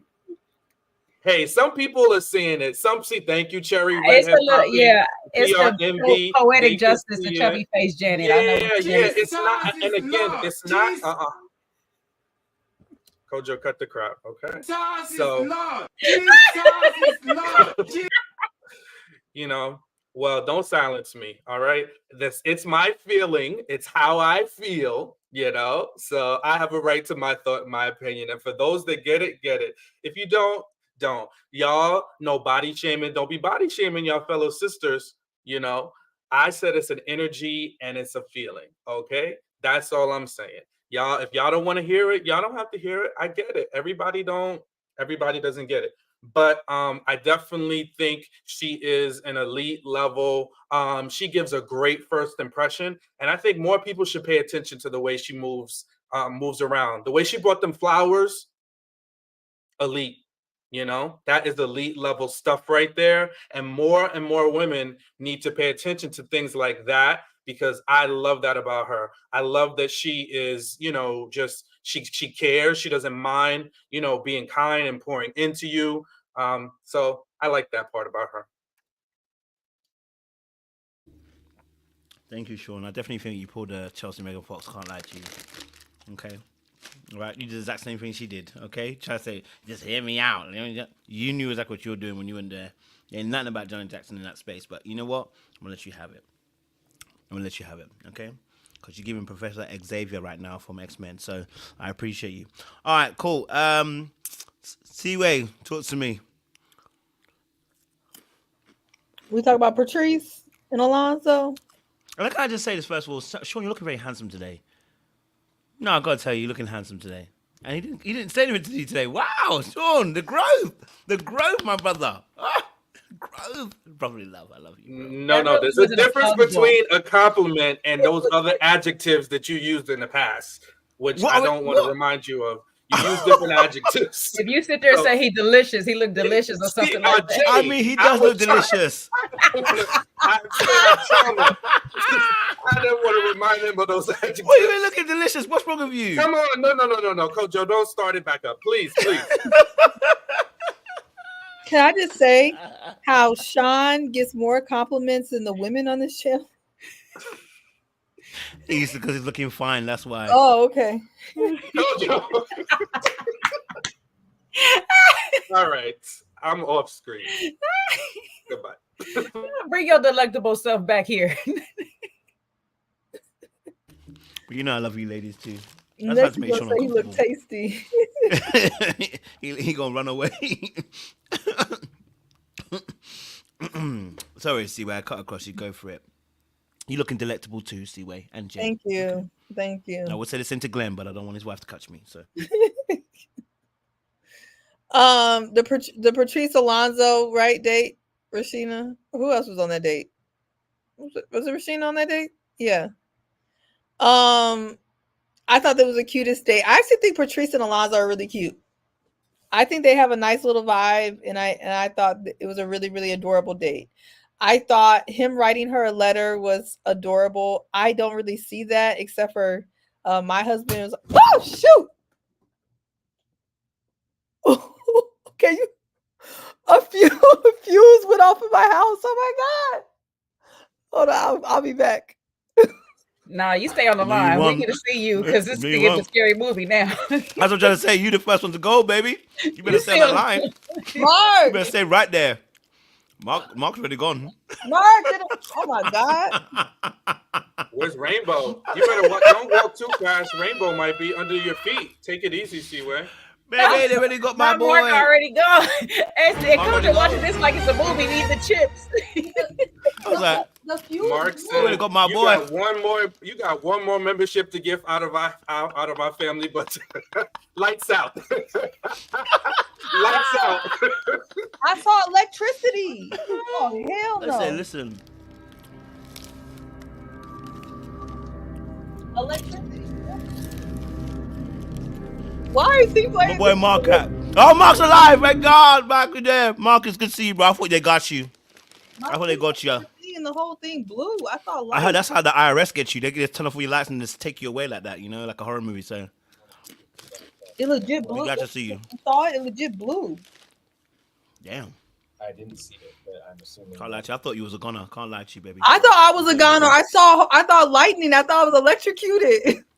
As soon as the light went up, like, all you're gonna see is a hand. And it's like, you know, and it's Did something you y'all can do see the for it. lights flash, or you just saw the lights go off? You know what? I'm just glad the it lights wasn't a go horror off. movie because honestly, the show would have had Yeah. to go on, and we'd have had to wait until we finish the show before we can do anything. So I'm just glad it didn't happen. Why he The eating freaking Cheetos? show would have had Hey, to go on. They left your. Snatch And see Chicago. where you got to invest in some candles. They snatched Oh, you just you out. come to us by the be careful, Mark, because it legit blue. They It just blew. snatched you. Did you see? Does it look like it blue? Oh my God. Someone said too much stuff plugged up. What's in it? All right, put Seaway on mute. We don't need- Oh, I had a bobby pin near the light. Girl, you trying to take yourself out? What is it? Baby, you wanted to execute yourself on this. You want to ruin my whole YouTube. You passing like that. There's no recovery from that. Because my foot was on the. Nah, the babe. Listen, switch. let's be honest. Nah, There's nah, no recovery nah, from my nah. YouTube if you had gone out like that. There would have been no recovery. You know what I mean? Well, you can't be too concerned the way you still diving into those chips, bro. He's not I'm just concerned. saying. at all. It was, Wait, now Oh, what it's the loud. camera They got him. The people to Now your camera went out. See, that's what you get. Right. boy, Hey. we got you too. die. Hey, it be Ain't so no messed up. fun There's until the little rabbit people gets the getting snatched gun. on here, and we just over here laughing. They got me too, people. Look, y'all can keep talking. I'm trying to figure out how I almost died on this live. This is really not good. We so glad you didn't die on this live. I can tell you that now for sure. You'd have ruined my whole YouTube. I'll tell you that for now. Goodness, Kojo. Huh? Get back to the Can, chip. can I do a video after that? Think about No. Deep it, really deep it. Can I do a video after that? I mean, we do understand that, Kojo, but you're saying, emphasizing it's- that versus her being no longer in the living. Well, what's gonna happen if I can't pay my bills either? That's two people going out of the game. Oh my gosh, Kojo, you have no. Where's the impact? Where's the impact? What do you mean? Where's What do you mean the impact? I'm empathetic, but the tax man is not, and the bill There is collector is no not. empathy. It didn't even say we're concerned. It was just like, We got 500 people in this room like it's Jesus about to die too. Like, listen, bro, listen. I gotta pay these bills. That's what I'm trying to say. Okay. 3 hours later, Kojo back live. You know? and he's still tearing them chips up like there's no tomorrow too. By the way, I better at Thank this you, rate. Sean, because I'm keeping note about who cared, who didn't. He eating these chips up while yeah, those chips don't stand a chance, boy. Hey, he's anxiety eating. He's anxiety eating. Leave him alone. That's it. That bag has been through it, boy. Coach eating like he's at the movie theater watching a These are movie. sweet ties. These are sweet ties as well. They be slapping. Sweet tie chili. out. They be slapping differently. Girl, I promise you. I started eating more when I saw Steven's light went bang. I said, oh no. Don't let her go. And this is why you Not Seaway. need a husband. Because I don't know who I would have called. I guess my mama, because that was really scary. I'm not gonna lie to you. Yeah, when the light went out, I was like, that's a bit mad still. Can't lie to you. As you chomp away. Hey, listen, what can I do for you from around here? Nothing. I wasn't eat. You know what I mean? I need the strength to cry for you if anything happens to you. We appreciate Not you. the cry. Can't cry on an empty stomach. There's nothing more painful than that. All right, cool. So, where were we? See where you were saying something before I you don't were even almost taken away effing by know. Scream. Oh my What was you god. about? Alonzo, Patrice, and Rashina. Oh, Is that where we at? I think I was saying the only person I ever know to write letters is my husband used to write me letters, and people thought that was so cute because when we were dating, because no one's ever like wrote letters. So I thought that was like really nice that he wrote a letter to her. I thought that was sweet and like a homage to like when men weren't sassy and wanted to be courted. So I thought that was like really cute. But her pulling it out of her titty was like, that's the Jay and Kojo Dark Arts. That was their That level. horse is gone, Sean. That horse is gone. But That horse she left pulled it Seaway out. I lost. was like, oh, that's some Jay and Kojo Dark Arts. She knows what she was doing. She was trying to show. She had wrote that out. Was like, I'm gonna get him with this one. I'm gonna F him up with this one. So I don't know about that thing, but That's the grandma purse. That's the lady purse, but I'm just saying she was keeping it close to her heart. That's all. yeah, but she wasn't walking around with that every day. She had it just for that date. I mean, I'm not mad at it, but we know what was going on. That was some dark arts. But Alonzo, this shows you that there's a what is it? There's a lid for every can. Because for pot, okay, thank you. Bye. Because Alonzo looked like a very just unserious catch for most women, but when he gets with Patrice, he actually seems like a decent catch, which shows you just gotta find the person that works for you. Because I think they really kind of work with each other. Oh yeah, lid for every pot. So they work for each other, and I think they're cute. So I like lid for the can though. But I guess there ain't no lids on cans. Depends on what kind of can you got. If it's that cookie can from Costco or whatever, where the grandma put all them pens and batteries in instead of cookies. Now Felicia Cooper asked a good question. Nobody gonna ask why Patrice like younger men when she got 3 kids. How old is Patrice again? No, I don't need to She's ask that question. 39. Because I she believe said she she's want to have fun. 39. Why would I ask her that question when she said she want to have fun? She said it. She gave the answer in the beginning of this thing. She's to have fun. No, she's 40. She's 43. Patrice is 43? I thought she was 39 or 41. She's 43. No, the numbers change. Yeah, she's 43. Patrice is not looking in her 40s at all either. She another one we got to put on that list. Well, a lot of times when women want younger men, they kind of want to control them a little bit too. So maybe she got that Scorpio in her. Maybe she got some control problems. Calm down. Some of us just got young. Some of us just got young personalities, and the young men love us. Okay. A young man, Jay. Young men. How you gonna be team old man and team young man? You need to pick a side. I'm team all man, baby. Team all man. What you talking about? Don't get on the old man. Don't get on the old man. Now you want to rep for the young men. Hey, Anyway, listen. Until you it's a find your man, control you just problem. never know where you gotta go, which direction you gotta go in. She says she's a polygon. She's all size. Basically. Did she say how old her kids were? I don't remember. No, Because, because you if know, I'm in my Alonzo 40s, like I this. don't want a 30-year-old man. I probably wouldn't, but But it she depends on what I want them said for. she was here for the funs of it. She wanted fun, so Yeah, they gonna be playing video games together. they got Patrice as 35. Where y'all get 43? Oh wait, I got that's 42. Patricia. No, that's Patricia. Hold Yeah. on, let me correct it. Let me go back. I'm going through all my notes. Hold on. Maybe she got some Arrested Development. Maybe she's trying to. Yeah, on the wind it back. on the own website they got her 43. I can't trust none of their websites or their production because they like to play with us. Oh, Aries said she got girls in college. Oh, child, see, I don't know about that's when I start being like, I don't know about a young man because he could date my child. Yeah. Now here's the thing: if I got kids in college, I'm not dating no 30-year-old man. That's when it starts to get a little weird. Yeah. But here's how old. Let me see where he at. Alonzo look about 2 seconds out of college. He not, but that's what he look like. Alonzo 36. Ain't nothing Looking wrong with like that. he's going on 26. Ain't nothing wrong with that. If he was more mature, we'd have no problem. But he's just because he plays Yeah. around too much. He presents childlike though. And he will be childlike indeed. Ooh. There is a lid for every pot, like he said. Let that woman have her cougar ways. We appreciate it around here. Look, Felicia asked the question. I gave an answer. No jokes, no worries. Any other thoughts on Alonso and Patrice, guys? Yeah, that would be my only concern is the whole he wanted her starting all over.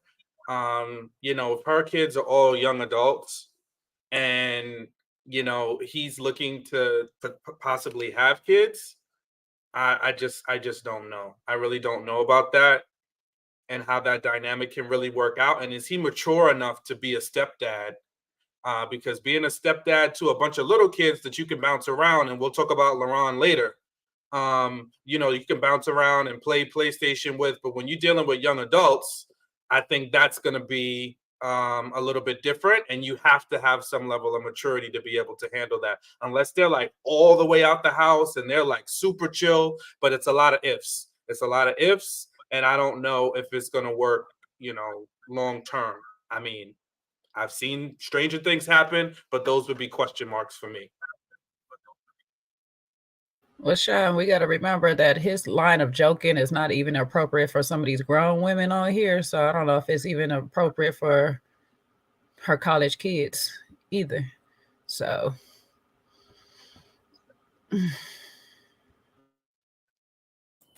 I like their connection. I think it's a genuine connection. Like, she comes across as very friendly, down to earth, a little bit of a joker, but at the same time, she blends in that little bit of seriousness as well. And I think the fact that she kept the note and preserved it, because let's be real, she was carrying it around for a long time. It would have been crumpled up and the letters all smudged and everything like that. Probably would be illegible. So she preserved it, kept it for that date, pulled it out, and he looked like he was really impressed with that. And I think the fact that he gave her a note and he hasn't been copy and pasting with other ladies means that he genuinely likes her. He's not just trying to get what he can from everybody. So I rate that too, especially as most people see him as immature. Like, I think it's quite mature that he's selected one person and he's gone after her, or at least nailed his post to the mast to say that's who he. So because I think the lifestyle compatibility, and that comes with the different age, but I think that's where they struggle to find a serious, committed, long-term relationship, maybe. But if they get together and date for a while and see where it goes, wouldn't be mad at it either. Yeah, I agree with Felicia a little bit. I think she used that to flex. If she knew somebody else was there, I'm gonna flex on whoever's here. He's writing me notes, baby. Like, I get the intimate conversation, I get the intimate notes, I get the poetry. He taking time out to think about me. He's giving me stuff that you don't have, and so it was a little bit of a flex. It was. Maybe I'm built different, because if I'm just here for a good time, not a long time, I don't need to flex my note, because I'm getting what I want. I'm getting what I want out of the situation and stuff. And I'm pretty sure the way Alonzo carried himself, that if she say, let's just go wherever, he gonna follow. So I don't really know if the note is for flex or she actually really does have genuine interest, because she likes this joke. She gets the jokes. She gets him or whatever. But it's still a competition. I know it's still competition at the end of the day, but I haven't seen that from her. She gives me the same as Rashina. Like, if that's your person, that's your person. I'm gonna back off. Because Rashina just basically is like, if that's where you at, then I'm backing off. And I didn't really see nothing real genuine and real. Well, I seen genuine when we sat at the pajama party, them joking around, but I didn't see like a romantic connection, even as Rashina says, with her and Alonzo. It's just more like, we friends, we cool, we can use each other's vote, but that's about it. So, like, I don't really think Patrice needs to flex. I think she actually just kept that around for him or whatever and stuff, maybe to show him like, oh, I'm still holding on to something for you, but to really flex on Rashina, that I don't see her doing that to her. Now, maybe somebody else that she kind of have more beef with, and I'm gonna say it out with like Alexis because we seen them go back and forth. Maybe. So maybe if she thought she was going to have an Alexis there, maybe she probably brought it for that reason. But just to pull out on Rashina, it was just convenient time that the friend said, oh, if he really likes you, he writes notes. And it's like, oh, does he? That's interesting. Yeah, I don't think she was trying to flex on another woman. I think she was trying to win as far as like impressing him. I don't think it was directed towards Rashina or any woman. I think she does, no matter what woman shows up, she's thinking, I'm gonna do something to impress him. You know, I think it's like that type of mentality, which is not wrong. But I think she was trying to like not flex on him, but kind of just impress him, go out her way to impress him. I don't think it was directed towards Rashina because, like you said, Rashina just seems to be a girl's girl. So if that's your man, good for you. That's her vibe. So I agree with that part. I think also it's another way to flesh out what he's been doing with the other lady there. Like if she pulls out a note, you can also, maybe a chance that that lady may feel offended or feel aware about it, and she'll try and one up her and say, oh, well, he's been telling me X, Y, and Z. So again, I think it's a genuine thing. I won't be too skeptical about this connection. I just think it's a lifestyle compatibility thing where they'll struggle. They seem to get each other, and they seem to enjoy each other's company. So I'm more for them. Like there has to be a couple of connections at the end. This looks like it could be one of them. And Dorica, don't get me wrong, I'm not underestimating her. I just don't think Rashina was the person she was flexing on. Like I said before, had it been somebody else that she don't particularly care for, I think, and that situation never presented itself the way it did, I think she would have just pulled it out like, oh, my guy is giving me notes. But it just happened to conveniently present itself in a way that's like, oh, he does do that. Okay, let me pull it out.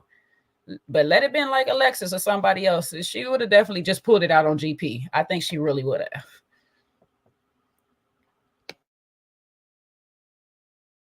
Yeah, but that's also because it's on the other ladies talking about how she nearly got a kiss from Chaz. Like, she didn't have to say all of that, and it didn't even go like that anyway. So it's overcook, like whatever connection she had with Chaz. But other than that, the ladies don't really seem to be competitive. So I don't think Patrice's angle was that. She doesn't have any beef with anyone. So yeah, like if it's something that he does, he definitely likes someone, then yeah, that's gonna make her feel special, unique from all the rest. And she clearly enjoyed that moment. So I think that's genuine. Now, if she carried it for a week, then yes, I agree that she did it to flex. But I really just feel like she put it in there for that day. You don't know, like a lot of times, they don't know who else is coming on the date. They don't know who else is going to show up or whatever and stuff like that. So she was prepared to go to war with whoever was going to show up. But yeah, I don't think Rashina was just that person that she was trying to flex on. Nah, I think I agree with you, Jay. I changed my mind. She wasn't trying to flex. You convinced me. You convinced me that she was just trying to, show him how much she cared for him, and that the note meant a lot. I got you. I feel you.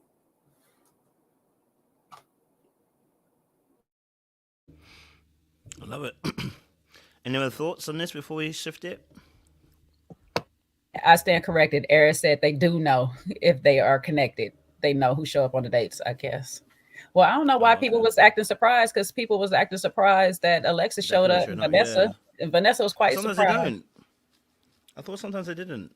I thought some of them must not know. Well, she said if they are connected, so I guess what people were doing was they were working it out. You know what I mean? Based upon maybe things happening. Maybe Vanessa was surprised because Chaz probably told Vanessa he cut Alexis off because she didn't like her. Maybe it was like a side conversation or something they had in the background. And then she was surprised that Alexis was there because something Chaz might have told her. No, but here's my question. Aries, do y'all know which of maybe the other ladies, not the men, because I get what you're saying by connected, but if you know if other ladies, do y'all, maybe they not talking that like that though. Who knows? Maybe these ladies not talking the same way. I don't know. Fair enough. All right, cool. We're gonna shift it. We're gonna talk about it. Dominique and Vanessa. Okay. All right, Dominique and Vanessa. Let's have a little conversation about them. What's your thoughts, Dominique, Vanessa? Because we didn't get to see much of their connection during the course of the season, but obviously this one was probably won't be as long as we talk about it. But Dominique, Vanessa, you know, they wanted a family. You know, she seemed to be at least attracted to him because she was smiling a lot and looking at his face. She asked him to apply more pressure. So I want to get you guys quick thoughts on this one. It won't be long because I don't think there's much that was said. But what's your thoughts on Dominique and Vanessa, guys? What did you guys think of, and ladies as well? What did you think of that? JR, what are you saying? I think they obviously connected after their date where they had the stretch or massaging or whatever that was. They probably continued to converse and, you know, talk outside the show. Don't think it was shown that much because there hasn't been any other reference to it. So I can only surmise that it's from that date, the way they connected. Yeah,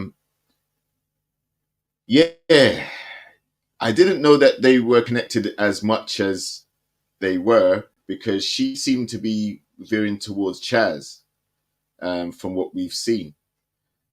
So this connection is a little bit of a surprise, but it's all fair game because they're supposed to be talking to everybody and going out on dates, extracurricular conversations to narrow it down to who they want to. So I can understand it.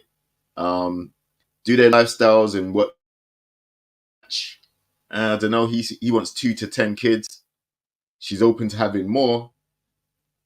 But I'm not sure if they're gonna work because she still likes Chaz a lot.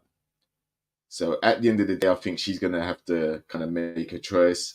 I'm not sure. I mean, Dominique, he's kind of skated under the radar a bit because he seems to get on well with the other ladies too. But I'm not sure at this point, and it's still only halfway or so, but if he is 100% on any of the ladies yet. Still too early. But again, I like the connection. Like very cordial. And the questions that were asked, she seemed to skate through them. Like there wasn't really any hiccups or anything to make him think twice. So I like that. Yeah, they're all good. Another good connection.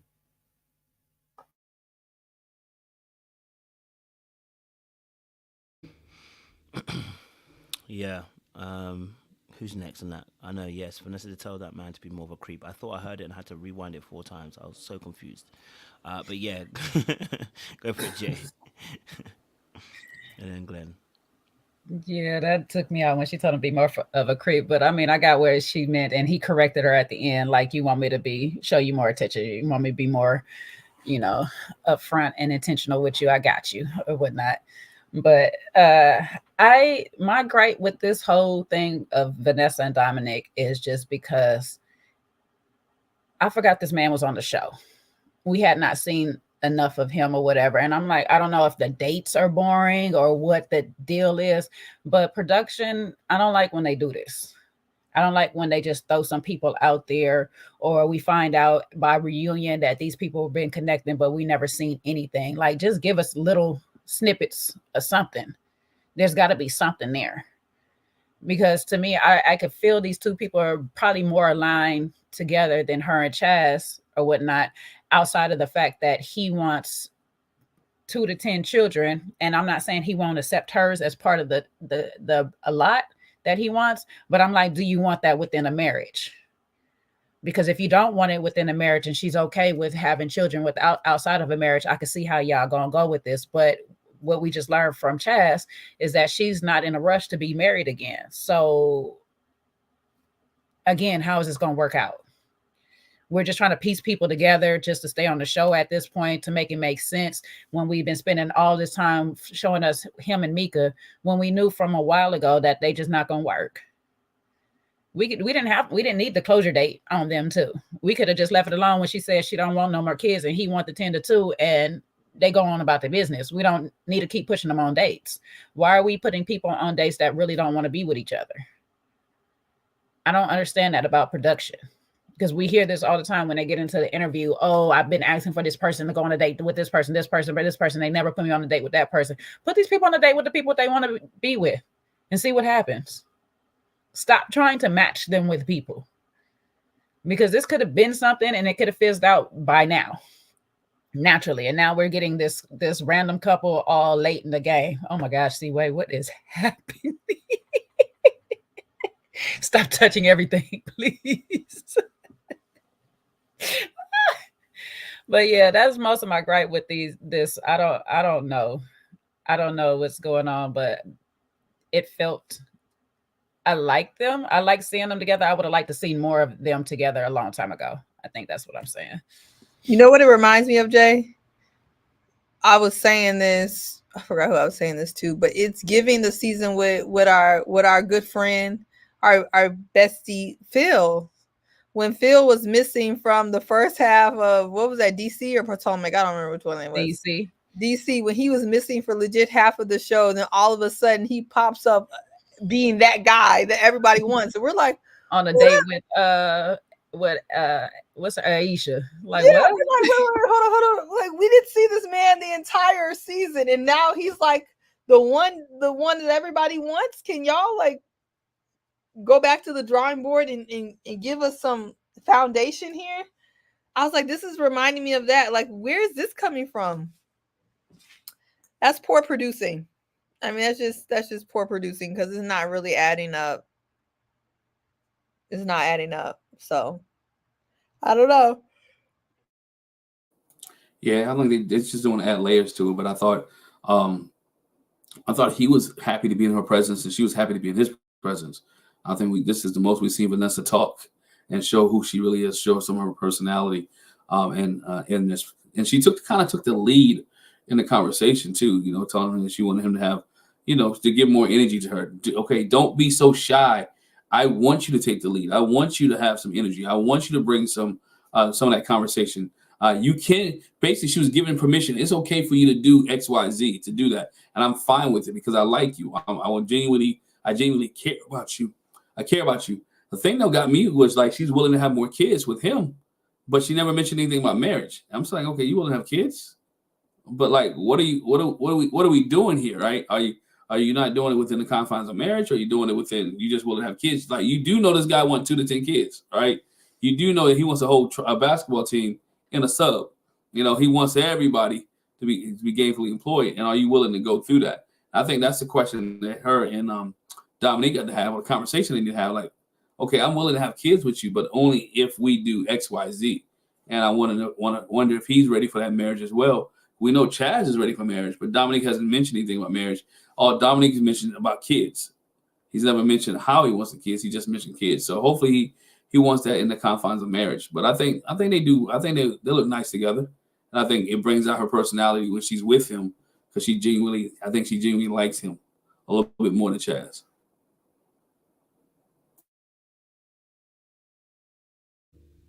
Sean, C-Way? I don't know. Oh, no, C-Way's already gone, but Sean, maybe.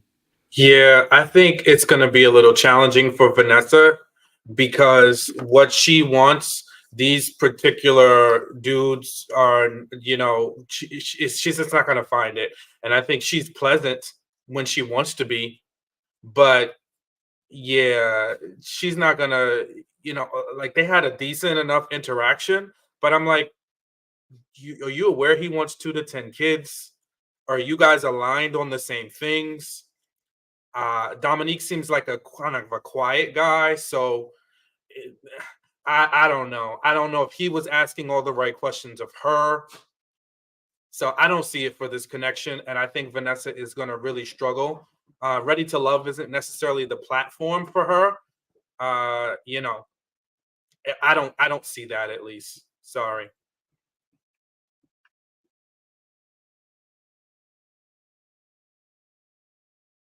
Totally hear that. Okay. No one else? Anyone? Any more thoughts? No. We good.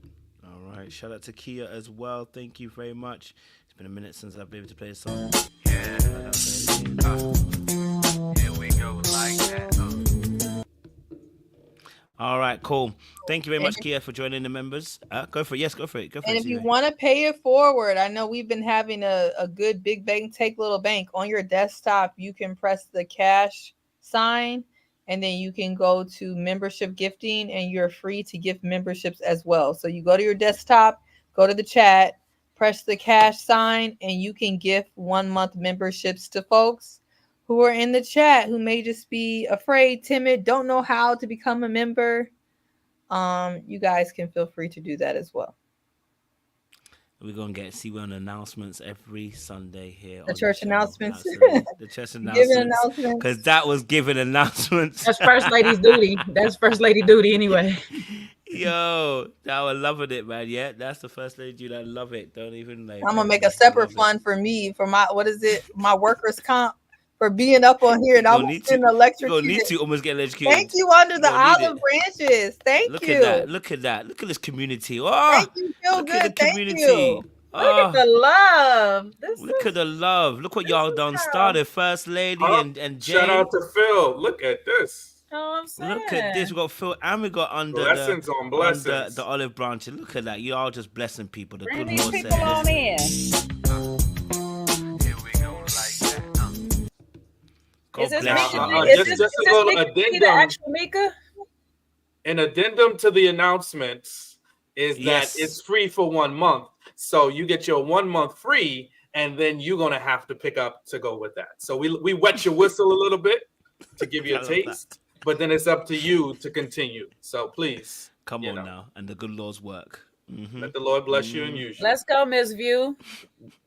I see you for 3 months, baby. Get your thing. Come Get your on roll now. on. We appreciate y'all. I love the fact you guys are being generous with each other as well. Listen, it's a They say, beautiful come thing on to in, see. come on in, come on It's a in. beautiful thing to see. It's a And beautiful if you thing got to see. gifted a membership, maybe you gift a membership. That's how you do. That's it. And it just keeps reaching going that round and deep round. line. Just bless the blessings, baby. Bless the blessings. That's Yeah. it. Let's go run around. Shout out to Kareen. She just joined us. Well, appreciate you. Put a little sign for you. Here we go like that. Shout out to Kareen as well, joining as well. Much love, much appreciation. It's good to see more people joining. African artist said we should get her taxes. She got y'all. Lord of mercy. I don't pay my taxes. Shoot. I'm so That's crying. it. If we gotta wait till your That's taxes it. hit, you need to be gifting 30, 40, 50, 60, 70 memberships. It's $1. So you can write it off. African. So you can write it off. It's $1. You need to write it off. She needs to write it off. She said I gotta make sure it hit first before I spend anything. She said I gotta write that off. It's Sorry, $1 guys. a month now. Come on. Yep, Yeah, you got to playing do it with from the your taxes. desktop. It's desktop only, I believe. So No, you can do it for. I did mine from my phone. It just might be Oh, is depending it? You on can do it how. from now? Yeah. Oh, I couldn't find it on my Oh, okay. phone. But if you can't find it on your phone, it may be easier on your desktop. On your phone. Let me see if I can get my camera right. There we go. See that little button right there? Let's see. There it is. Is that the one? No. Yeah, No. that right there. Yeah, that one right there. If you hit that, it's not coming in clear. But the gifting right there. Yeah. And look at that. Look at that. Boom. I like Okay, that so voice, yep. Jay. I like No that good voice. that his Like He that did one. it from his phone as well, so he did it on That's his the phone. dollar sign. Correct. Also And like Sean said, after your month is over, make sure y'all keep it going so y'all be able to comment and come up on our lives, On Gojo's the live, lives. yeah, that's right. So I mean, Amen. it's a vibe. The Très bien. congregation say amen. Say them say amen. Très bien. All right, cool. We got the last part of it left. We got Luron, Maya, Mika to do as well. Cause shout out to Day had a date as well. So Luron, Maya, and Mika. Okay, all right. Again, I was surprised, but obviously, Maya likes to have fun. So she gonna spend somebody's money, and it's gonna be Luron. So, Luron, I hope he's ready because she likes stability. Okay, all right. She likes stability. So I hope you're ready to be stable. What's you guys' thoughts? Luron, Maya, Mika. Shout out to JR as well. He's been a member for 7 months as well. Appreciate it, brother. What's your thought process on Luron, Maya, Mika, and their situation? How do you guys see it in regards to this situation? Because it was an interesting conversation. Luron was really being a playboy. I don't want to say playboy, but he was being energetic, vibrant, bubbly, and really was. Oh, look at that! Listen, But how did I you're get on the your channel now. membership? Oh, You got a thank membership to your you. channel. To Oh this no, channel, yeah, they had gifted one from my channel. Oh, thank you. to Appreciate yourself. that. So No, see, a no, good Lord brought it round. no, thank you. No, she gifted a membership on No, another round. she gifted it on my channel though. Thank you. I Yeah. So appreciate it, you. and it went to you. So No, it didn't go to yeah. me. Let me go see who it went to. Might be. Let's see how it went to you. It was gonna go to yourself. You watch, you find out. But no. What's your guys' thoughts on this situation? Talk to me. What's your thoughts on this? Luron, Maya, Mika, how did you see it? What did you get out of it? What did you spot? Observations are always welcome here as well. I see arms moving. I just saw arms moving there. I saw arms moving. The middle row was looking like the arms moving. The good Lord was talking to you both. One of you. Oh, Seaway touched the nose. Go for it, Seaway. Hey, I need someone to do. You moved and like. I don't even know. I don't even remember Baby, you this. touched the nose. You touched the nose. You don't remember? You don't remember what happened? I'm still dealing with my electrocution. Lord have mercy, baby. You want to get that checked out? Okay, You could have a what? few Say it after again. Who are we effects. talking about? Luron, Maya, and Mika. Luron, Maya, And Mika. and Mika. I Mm. remember Mika saying she didn't want Luron like that, from what I remember. Close to. And then I don't Maya and Luron were talking about some. I don't even remember what they were talking about. She was looking Don't like worry. she liked him a little bit. Don't worry. You yield your time to Sean. I'm gonna He yield my cover you. time when Sean talks. I Sean gonna remember. cover you. Sean gonna cover you. I can tell. You cover me in the midst of it all. Yeah, the whole thing there that kind of threw me. And now Mika's a little Mika scared me because she was like, her 6-year-old son is wild. That's all. She must really not like Luron, because if you are out here professing that you got a wild hellion running loose, you want to send me packing, because that's all you got to say. I can do one kid now. I don't mind. I'm not going to stress you out over one. I prefer none, but I'm not going to stress you out over one. But if you tell me you got a wild one, then, it's going to be bye, because I can only imagine the mischief. 6-year-olds. And I saw somebody says, well, how much can a 6-year-old do? What? Them 6-year-olds. Nah, I'm good on that. If you said your 6-year-old kid is wild, buckle up. I got my hand in the, I'm paying the check, and I'm marching out the door, because that means it's a lot to calm them down. And I don't need that kind of stress in my life, and I can't discipline the kid. It's your child, so I can't discipline your child.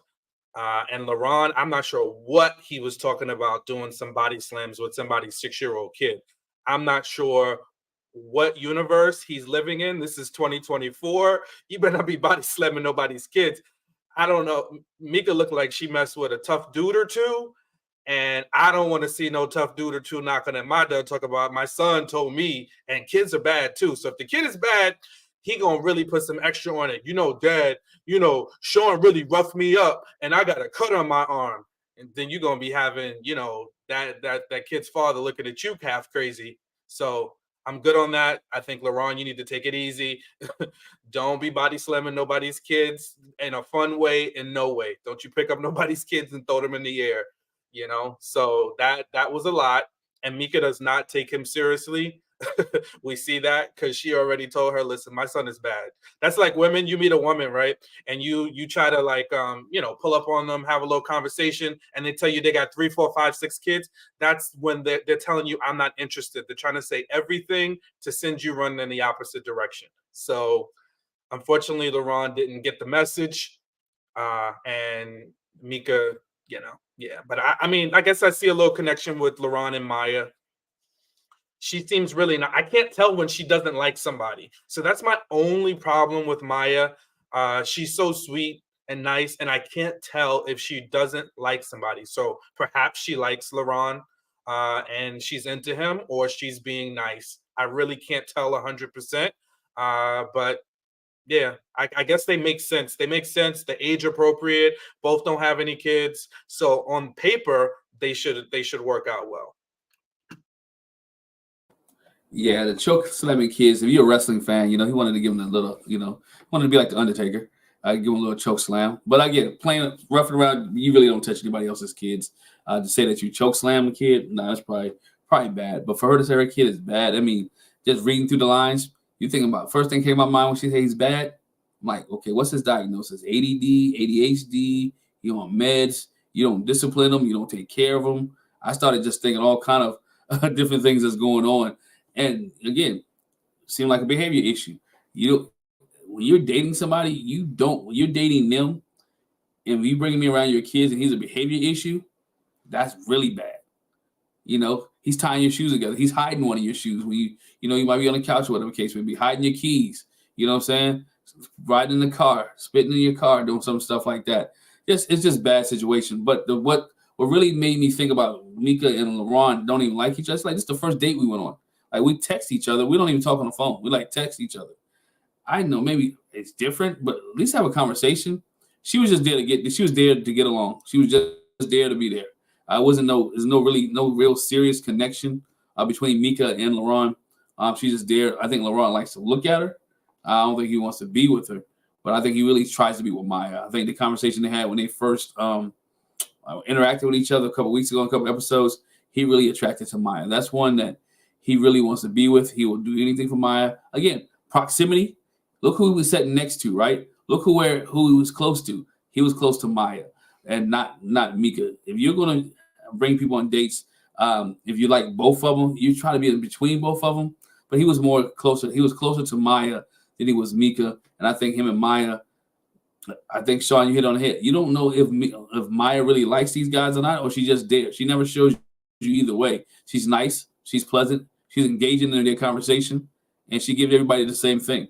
So you really don't know which way Maya's playing or which way Maya's going. But you just know the guys are head over heels for Maya. They're every date that she went on, their people are head over heels over Maya. And we're not sure if Maya head over heels for them.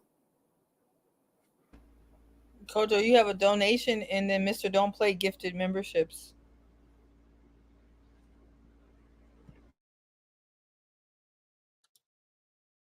Check that out. At this point, it's a competition, and I'm not mad at it.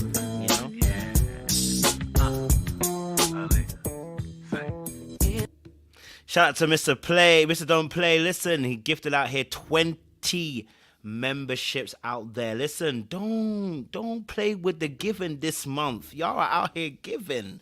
Okay, y'all don't know my prayer for this month is a spectacular month, and y'all have been giving out the memberships. Almost like 60 or 70 memberships have gone out. You guys are giving out to other people. So shout out to you guys who are doing some great work out there. I really do appreciate you. It's building a community as well. It means other people can come in as well. Y'all are doing the Lord's work. It's like Acts all over again. Okay, we just need the tongues of heaven to come down here and start scattering folks. Okay, all right, and we just need your wallets to start magically having money filled in. Wow. Someone said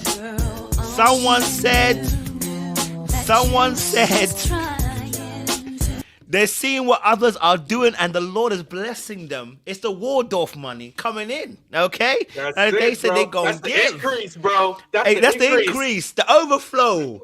Okay, Big that's Bank the done took all our overflow. banks. Big Bank done took all our banks. Hey, but That's real the talk, overflow. we give a shout out to El Cid. Woo! Someone said, "Do we have 100 while we're there?" Dude, Shout out to Aries. Shout out to Aries. El Cid too. I'm gonna write Aries a love note so you can stick it in your brazier like Patrice now. Shit! Someone said they're Mercy, matching save. it. Whoa! Okay. Let's go. Right now. What is going on over here, Yeah, guys? refill Good my lord. cup. Y'all making me party tonight. Shoot, I gotta go refill my cup. I'll be back. Wow. Shout out to all the contributions, Aries and Grace. Mercy saved as well. We really appreciate you guys. Listen, anything that you guys give, we appreciate it. Okay, all right. And so thank you, ladies, as well, for gifting other people the opportunity to be part of the membership and to be able to contribute towards the conversation. Honestly, it's a blessing, and thank you so much. You know, and listen, anybody's out there, they feel the Lord pushing you. No, let me stop. I mean, really, if you do feel the Lord pushing you, by all means, listen to the unction. But no, honestly, thank y'all because you're helping other people. Honestly, that means other people can get involved in the conversation. So thank you so much for that as well. Much blessings. Wow, what a blessing. What a blessing. Shout out to Miss View as well. She sent a in as well. She said, congrats on your channel. Keep going. Thank you so much. Y'all don't know you're answering my prayers this month. I said a spectacular month, and it's been spectacular. Y'all don't know. The tax man gave me money back. I can tell you that was spectacular enough. But the fact that you guys are contributing and helping other people get involved in this channel, beautiful. And I can't wait for tomorrow's conversation because we're going to be talking about some things as well. We're talking about Omalay, if you haven't know about it, the situation there. And we'll be talking about Portia and her apparent fraudster husband. I mean, she chose Nigeria. I don't know what she was expecting. Okay, let me stop. Let's stop. I got to stop. I'm Ghanaian. I got to stop. They're going to come after me. Let me stop. And if you were gifted a membership, can you come on in and say hello? We want to see you because a lot of these people we never see commenting. So this is very true. Listen, I would love to hear from you guys. This would be great. It's a lot of names that I never see that were gifted a membership. So come in, say hi. Don't be shy. Yes, and listen, thanks, Grace and Mercy. Listen, look, those of you who are in the chat, okay, all right, that we don't get to see, please. We love to see you guys. Okay, we love to see that you guys are here. It's appreciated. Welcome to the family. Okay, all right. We're a good bunch of folks around here. Okay, and we have fun around here. Trust me, we always have fun around there, and it's a safe space as well. Okay, so don't you worry. You coming in and be a part of the team, okay? Someone said 2024 US tour, no excuses. Yeah, you're right. But it might be one location at this point because it gets tight. It gets tight when you're trying to put it in different locations coming from the UK. But we'll see. We might just choose one location and just let everybody come there. Maybe do 1 or 2 days. It might be easier to do that way. That way everyone has a set time and stuff. All right. All right. Cool. Let's shift it again. Thank you again over to everybody who contributed so far as well. We appreciate you. Okay. All right, we appreciate it. Let there be overflow in Jesus' name. Amen. All right, cool. Let's continue. Where were we? Luron, Maya, and Mika. I mean, their situation, obviously, I know, Luron was, talking to both women, and Mika, I mean, he did say to Mika, like, she would have a kid if she met the right kind of person. I don't know if Luron thinks he's the right kind of person. But yeah, Glenn said no. Glenn's already saying no, and I see JR's open. So JR, then Glenn. Talk to me, JR. Yeah, I don't know how LeRon fits in the he party boy title, so I'm not sure how that fits in. Wanting to be a stepdad to Mika's child and things like that, or anybody's child, right? I think first he has to just focus on finding a lady and changing that part of his lifestyle that he wants to obviously now get rid of, or at least bring it right down. But I don't necessarily think he has met anyone that's going to do that for him yet. I think that he'll elbow drop the child or whatever he said. I think he was being lighthearted. Mika's serious. Mika's looking for a father figure for that child. I keep going back to her, and she doesn't want any more kids. I think the child she has at the moment, if it is a lot of work based on behavioral or other things that are going on with the child, then I think she genuinely is just looking for someone to step in and help her raise this particular, right now. And I don't think that's Luron. So I don't necessarily see that connection at all at this point. But also that stance is what's got her in the chopping block every single week, because the guys on the show want to have their own kids. And she said more times that she doesn't want to have any more kids. Like, she's not open to it. So that's what's put her down there. And like we saw in her elimination engine, she then still only talked to the people that are worth talking to. If it's not worth her time, then she's not giving you no energy, no time. She's not really looking to go around the room. So yeah, I think she's got her sights set on a couple of guys, obviously an attraction physically to Chaz because of his big back. But, you know, if she's standing 10 toes for a plug-in father, I would probably think it would be better. Does have kids already, and the one doesn't have any. No experience. He hasn't dated anyone with kids before, and I don't think she's the first opportunity for him to do that. And got a child that she's struggling with in some capacity, then bringing a guy would probably be quite detrimental to the situation. So yeah, that was my take from that date. I don't think it's going to go anywhere. Didn't see a connection. Trying to delude himself into saying that she'll have it for the right, assume that it's going to be him. I think he's just trying to move around. Coco's gone, and he's trying to look for another connection to stay on the show. Yeah, I think that the last thing JR said was true. I mean, he's looking for another connection to stay on the show, but also at this point, she's not having more kids. If you already have a 6-year-old, remember she has the 18-year-old. I think the other child is 18 or grown. If you have a 6-year-old, you're not trying to start over, right? Especially if they're very active, if they're very energetic, they keep you on your toes. You don't want to start over, right? And that's where she's at. She doesn't want to start over, and especially with Luron. Can you imagine? Well, I can't say that. I want to say that. I was saying, yeah, she's not starting over. So again, there's no chemistry there. And maybe if she does find the right one, maybe if it's a husband and they're married because she still is young, maybe. But Luron's not the guy. I don't think anybody on the show is the guy. If she gets married and find the right person, maybe someone can help her, somebody can be with her. I think we talked about a couple weeks ago. She had her first child when she was 18. So for the last 18 years, all she known has been being single mother, right? Taking care of her children with no support and no help, fatherly figure that's there, or husband that's there. So she doesn't want to go through that again. And she's already letting you know that this one right here is a handful. She said that. So again, it is not going to happen. Not with Luron, maybe with somebody different, but I don't see anybody on this show getting the Mika to be their wife or mother. At the end of the day, she probably is the next one. When they have a women elimination again, she probably is the next one to go. But it's not going to happen. Not with this group. And Luron is just wishing on a star that it could be him. But it's not happening. For some reason, I don't think it's going to be Mika. Because all of these men have this some type of like, I don't know. They seem to have this type of idea that they're gonna make it with Mika, and they're not. It's probably gonna be Rashina, to be honest, because they don't even seem to care that she's not like a match for them.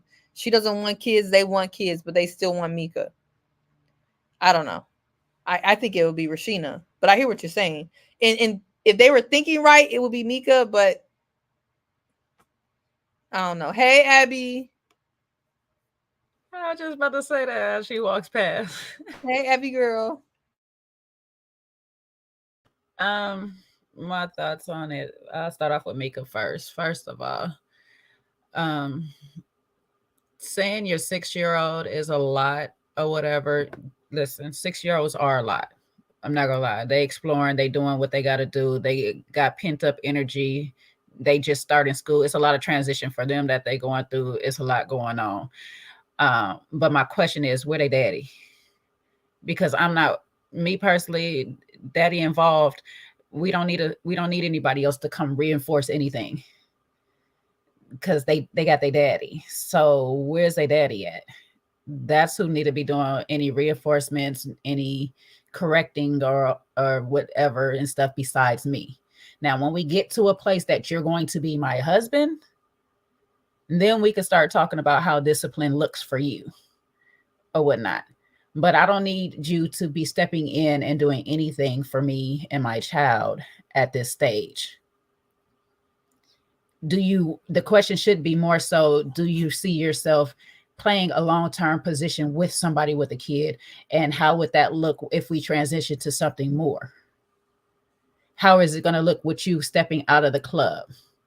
And to segue over to this whole club situation, sir, again, you're complaining about Mika saying that you're out here in the club, but you're looking for somebody to be in the club with you and your boys all the time. Like,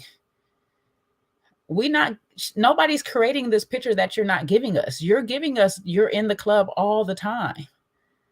So stop trying to make the narrative of somebody else's presenting it as you are the party individual and stuff, when you yourself are saying that that's where you spend about 90% of your time.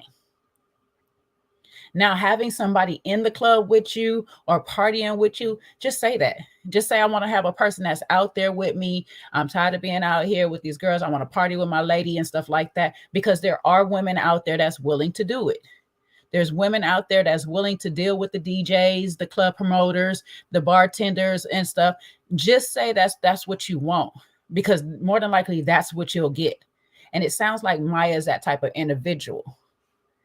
Now, if Maya's anything like me or whatever, yes, I like a good time. I like to have a lot of fun times with my friends. I'm more so of a homebody party. I'm a home house party type chick. I'm a game night type chick. Like, I like doing things with family oriented vibes outside of being in somebody's lounge, club, or whatever. But you can have a girl like that can slowly transition you out of the club and into the home life and still have that fun. And I see that for like with Maya, that she could probably be that transitional piece for him. But again, where'd this relationship come from? I'm just like, we done seen Maya with other people. And I remember they first date, but it didn't seem like it was really given too much on it. So I'm like, production, again, give us these people that is actually connecting with each other. Just let us see them. Stop giving us all these other dates that is not really existing or whatnot. Let's see the dates between Maya and Luron happen out and play out and see it, because I was still kind of confused. This is like our second date actually seeing them. But they seem very aligned on a lot of the stuff when they sit down at this table. Maya's like, yeah, I like being out of the club. I like doing this and that and the third. Why are we getting him on dates with everybody else? Why are we getting him, Mika, on dates with other people and she don't want to be matched with them? Stop trying to force these interactions. This is why she's got that attitude. Like, I'm not trying to be with anybody else. I'm not even mad at her on that stance. Because if I feel like we're not aligned, why would I force their interaction? Now, she could be a little bit more polite. I do agree. She could be a little bit more polite on some of these dates. She don't have to be so rude. But at the same time, if I don't have a connection with you, I'm not going to pretend that I do for TV's sake. So, I don't know. It's just weird. But I do kind of like Luron and Maya. They kind of in the age group together. So if they want to party off their life, and when one of them decides that they don't want to party no more, that's where the real problem's going to come in.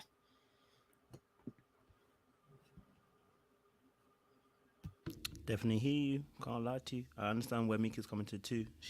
I just think that's her overall attitude. So, but yes, I agree with you. That is, I think she has a point. Like, you're forcing me on dates I don't need to be on. So, I got Luron here telling me why Mika's still on the show. But hey,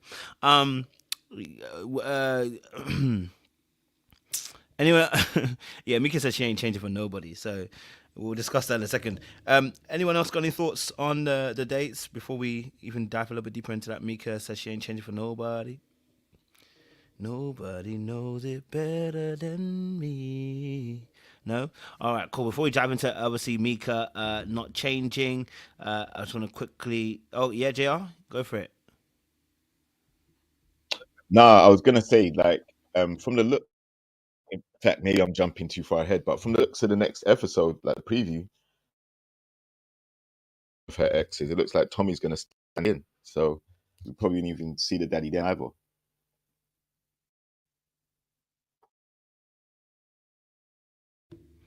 I'm hearing you. It could be. Looks like it ain't going to be next episode. We'll see what happens. The episodes next week always show you a little something. So We'll see how if they actually stay true to the edit or not. All right, cool. Just quickly, shout out to Rose and a super sticker in $9.99. We appreciate you. Thank you very much, Rose. Shout out to you as well. Good to see you in the chat now.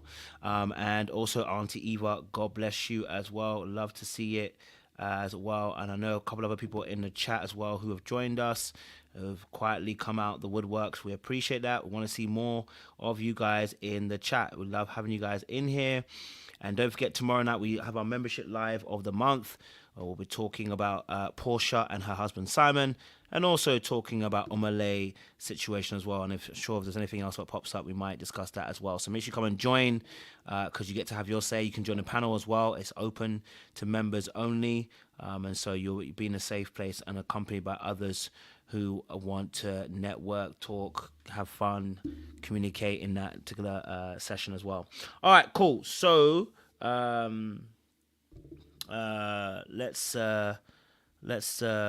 at it. Samil. Mika obviously says she ain't changing for nobody. It don't matter who. She ain't changing for anybody. It's probably the last one because we gotta go. Time is actually over. We're over about 25 minutes. So Mika ain't changing for nobody, she said. Yeah? Said that she done. And that's it. Quickly, your thoughts. And then we'll bounce off.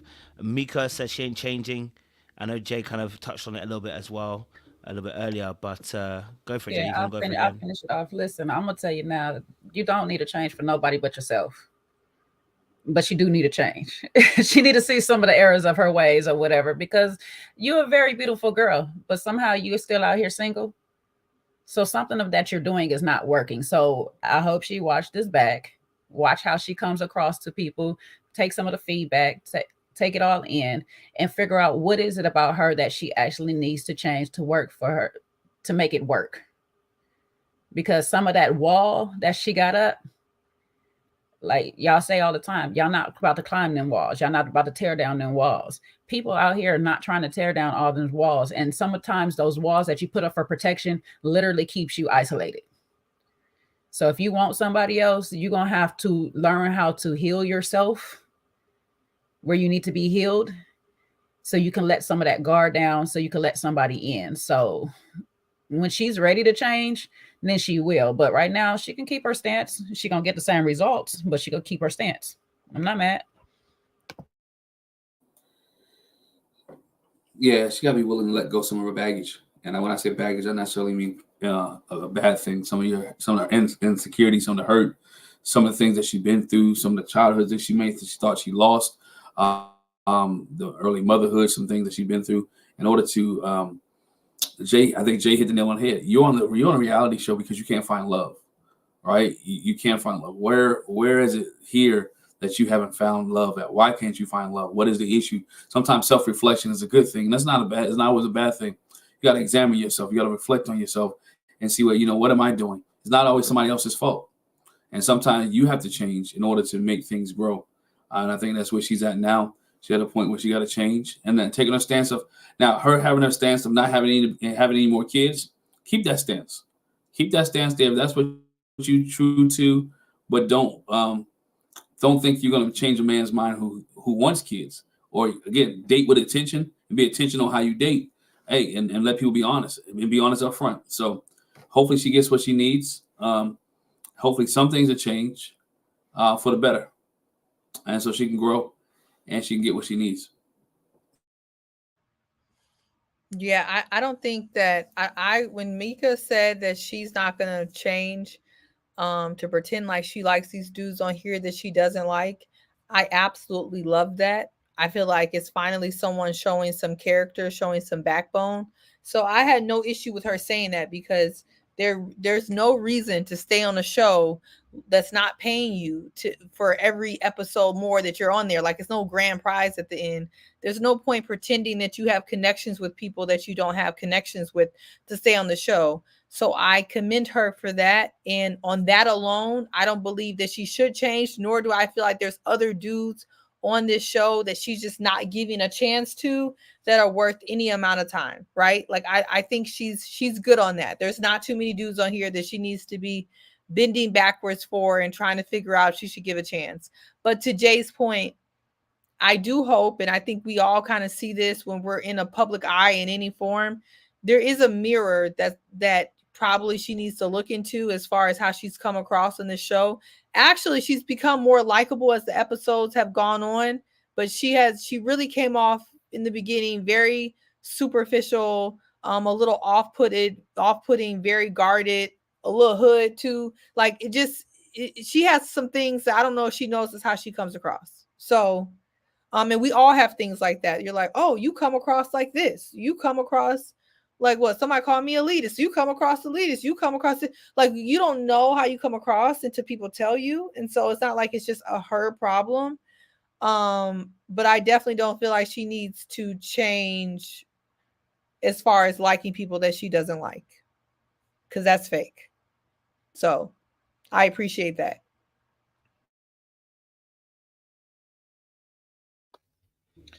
Yeah, I think she don't need to change anything. She can stand tall on what she's looking for. Like I said, which seems to be a guy who doesn't want kids but wants to come in and take care of her kids with her, as well as have the relationship. I should change what they want either. Like if her guy ain't here, then he ain't here, and nor do they. And relationship is the teamwork element, right? You have to adjust at a certain time, and if there's no one here in a relationship regard that you can gravitate to at the moment, change. But you will end up on the chopping block because there's on here that want their own kids, and if your non-negotiable is you ain't having any because you've got two of your own, that's understandable. You're not gonna have that many candidates to do that. I mean, obviously you had Justin double talk and say he does 1 minute, then say he doesn't. But other than that, and I don't think he has the. I mean, he could be the ideal guy because children anyway. So if there is an issue, behavior or anything like that, he may be probably the prime candidate. But does he have the finances to support her and her two kids and things like that, plus the relationship and all the courting and the dating and all outside of his work hours? I doubt it. It's an overworked and underpaid profession. So dealing with children all day, then coming home and having to deal with a child who may have behavioral issues or whatever, on the cards. So I don't really see a connection for Mika. I don't really think she has to bend. She can stay exactly true to who she is. There's no problem there. But you have to also realize that by doing that, you're going to be on the chopping block again. And there's nothing wrong with that either. Well, I think also what's not being said is that Mika is going to deal with going forward what a lot of women with, and I'm not saying she has a BBL. I'm just going to say the BBL look.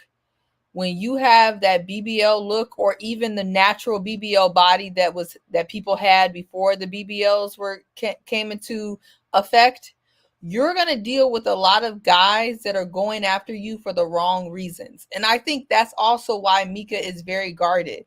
And I think you even seen that on the show. Like Justin knew good and well he doesn't want a woman that has kids who doesn't want kids. He wants his kids, but he's still entertaining. Why? Dominique, the same thing. He wants 2 to 10 kids, but he's all up in Mika's face for what? I think she's guarded because she has to sift through a lot of bull crap that comes with that look.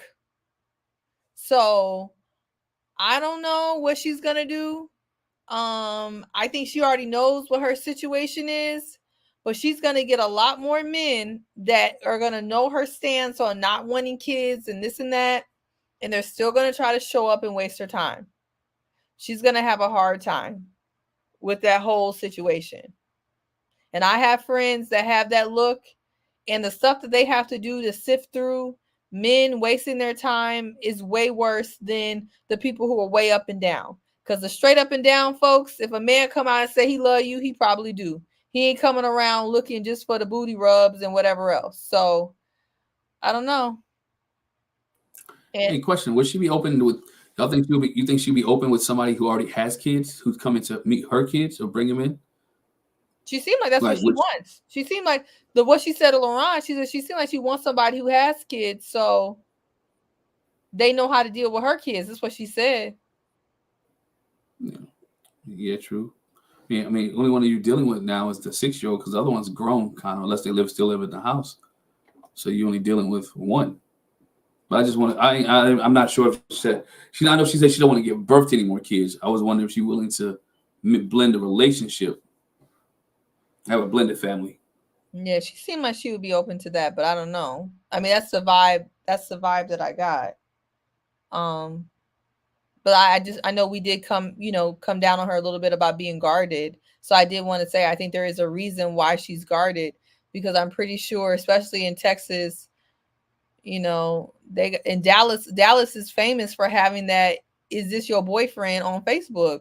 And the Dallas girls can tell you, I know a couple of people who done found out their boyfriend was on that Facebook group where people be having two, three girlfriends. All right, you got off the horse with your Risa Tisa of it all. No, that's real. Dallas folks, stand up. Y'all know about that Facebook group chat. Everybody knows about it.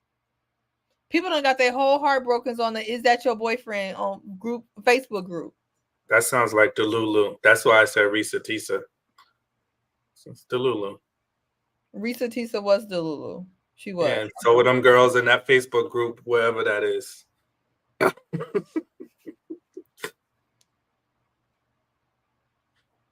Oh, don't tell the secret.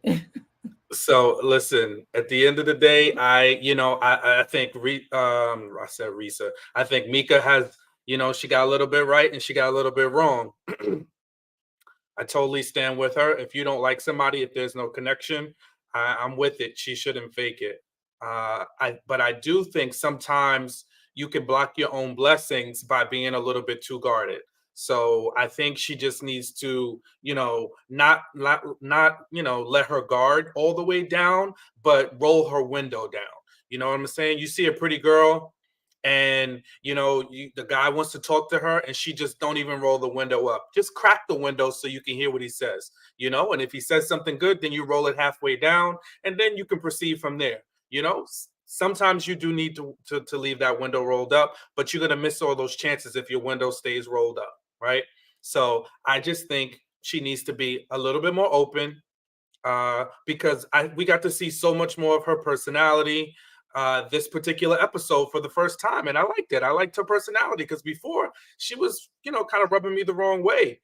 But I thought she was really, really nice, even, playful with her interactions with Luron as she kind of brushed him off. But she wasn't like mean. She's like, my son is wild, so I'm prepping you. And he still kept going back and forth. And, she had some good commentary. Like, I really don't see the romantic side about him. And I loved when Chaz took her to the elimination. She was happy to see him. She's like, I'm happy to see you, but listen, this is going to be what you're going to get. Because whatever all those guys want, I don't want them. So we can be here. I love it because she's like, I really don't care about this whole elimination thing. Like some people get caught up in the game and I don't want to be eliminated. It's like, you can bring me back here. I'll come back here again.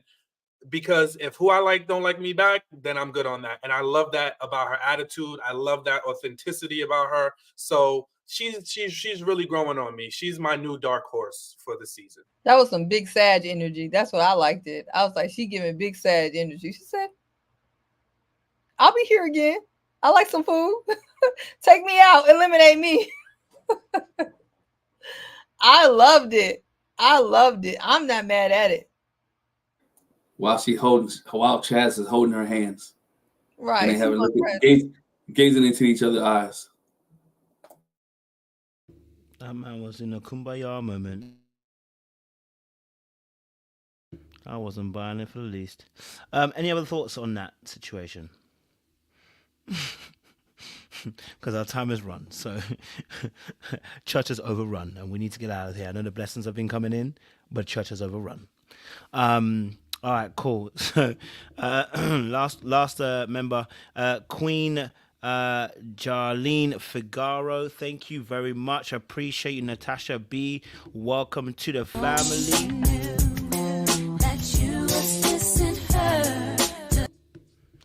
love it. Listen, it's good to see members joining as well. You've joined at the right time. Like I said, we have membership lives every other 3 weeks or so. So the next one is on Tuesday night. So tomorrow night, it'll be 8 p.m. CST.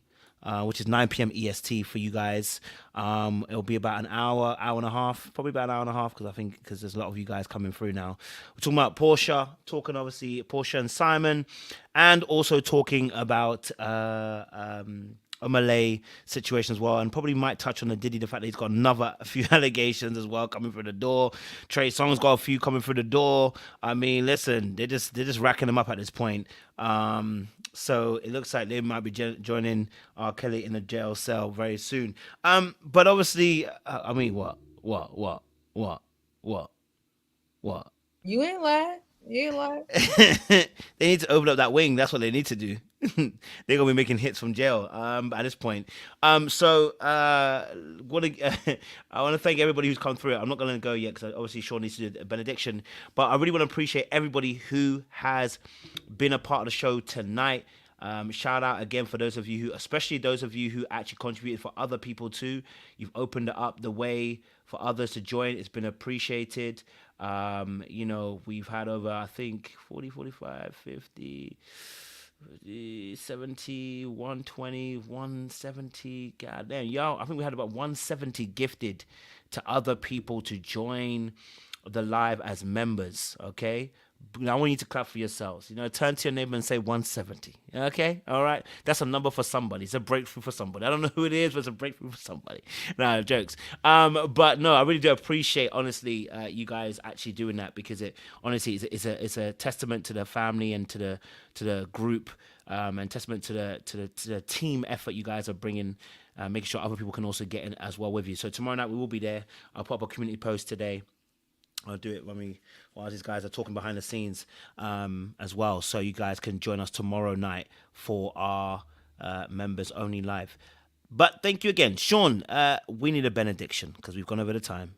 And JR going to fall asleep again. I'm going to put him up front again. All right, folks, we had a glorious night. So we thank God for Jesus. Koji, you're out of control. We got a few good messages. We had a great live tonight. Not too much disagreeing, but I think what we found in our discussion and diving into this episode is be you, be yourself, be authentic, but be open, be open to feedback as well. But authenticity always wins. So we love to see that, especially in Mika. We love to see genteel women. So Patrice, women like Patrice, take notes.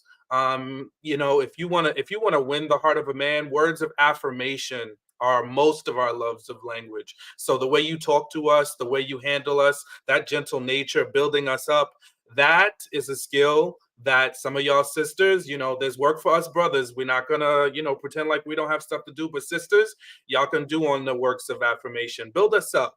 And tell us how much we mean to you. And when we do it right, let us know. Okay. So I think that is some wonderful lessons that we can learn. And lastly, our brother Luron, we do love him. But listen, if you can't write the check, please don't write it. There is an expression. I won't use it because it has a little vulgarity in there. But if you can't cover the check, please don't write the check. Okay. So just hold back. If you can't cut it, don't even talk about it. All right. So just be nice. We like the niceness. We like the gentleness, but don't be talking about checks that you're going to write when you ain't going to write them. Okay. Back to you, Coach. Appreciated as well, Sean. Thank you. Sean, Glenn, JR, Jay, Seaway, always a pleasure.